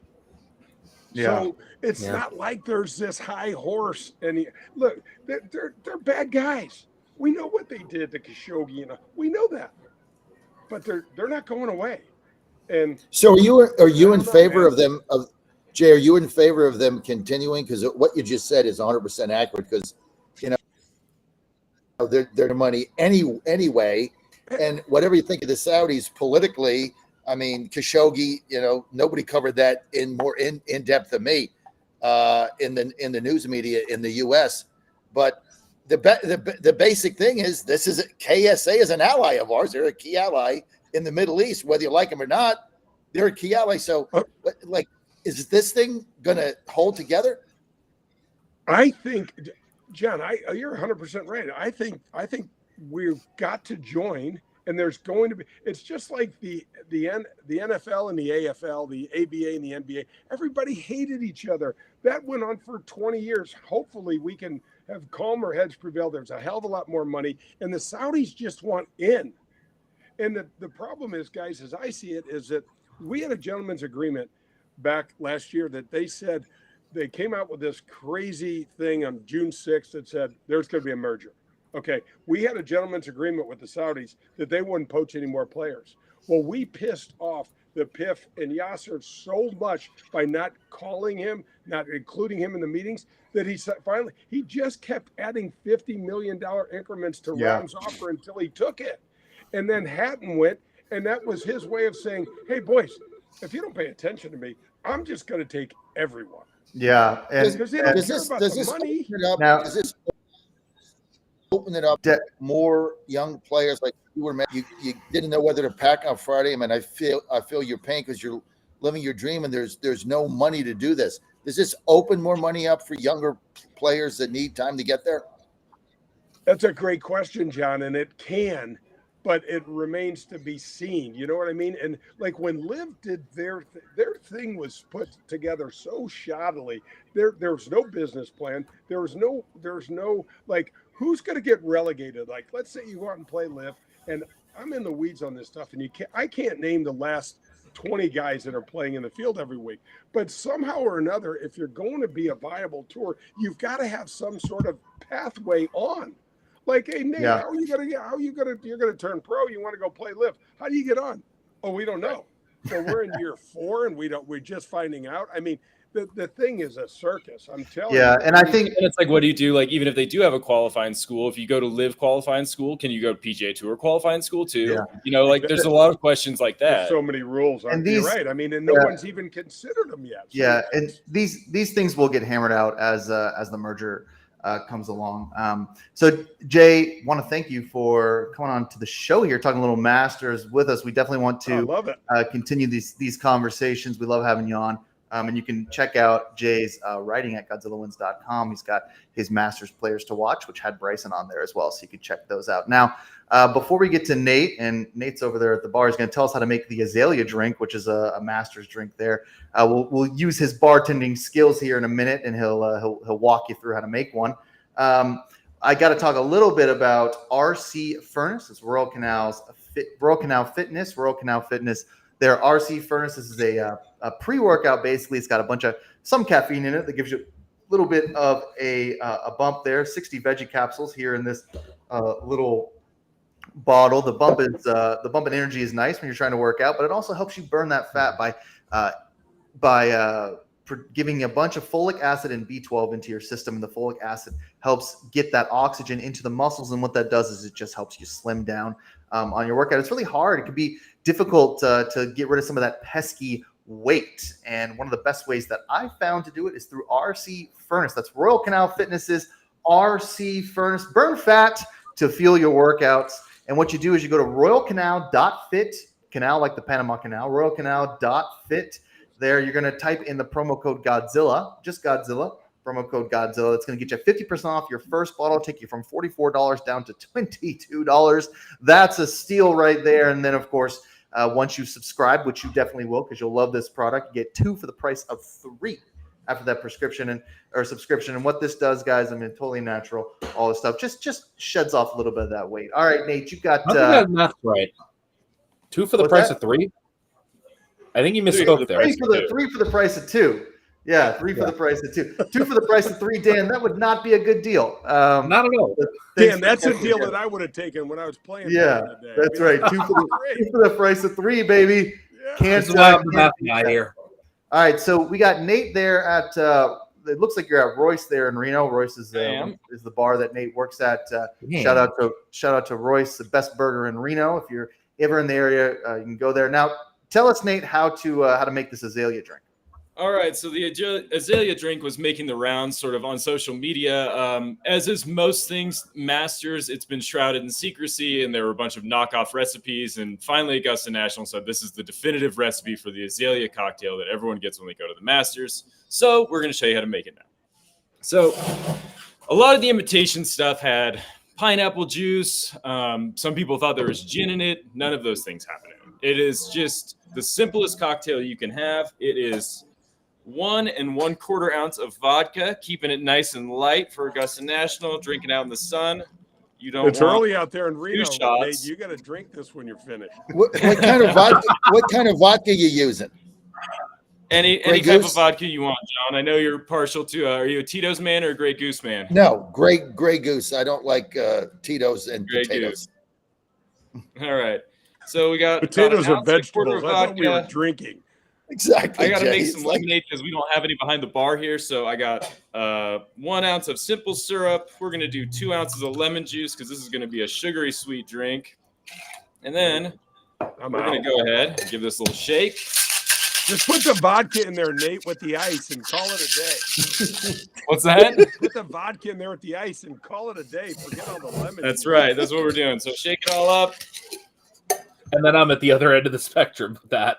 That's right. And if you want to do this virgin, you can just make that lemonade how you would normally make it. And then just a little bit of grenadine. It's going to be like a cherry lemonade type of drink. Fill the rest up with water here. And then just regular water or tonic water. You could use soda water if you wanted to make it sparkling, but the regular one is just regular old lemonade. So still lemonade, and you get this beautiful red drink. Gorgeous. There we go. Nate, I also have to say it tastes like a cherry lemonade.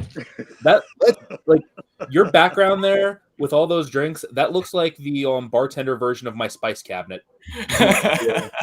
Yeah, that's this is now my favorite segment. I love this segment. I knew.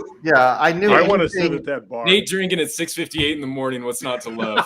Yeah, right. Yeah, I knew. The show was missing.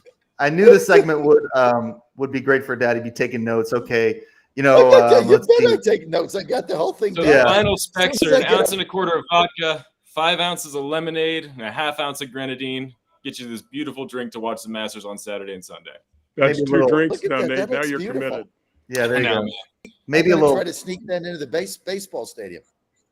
There you go. Oh yeah, perfect. Yeah, maybe a little lime wedge for a garnish if you want something, or like if you got a little lemon and cherry, maybe. Yeah. Oh yeah, toss a little cherry in there as well. So yeah, one of our new segments here. Nate makes drinks. He's got the azalea drink there for you. We'll have him. Yeah, we'll have him do a mint julep when the Derby comes around as well. But if you're out there, before we go, Jack, can you and Nate and Jay give us who to bet on the Masters? The favorite is still 120. You guys got to pick.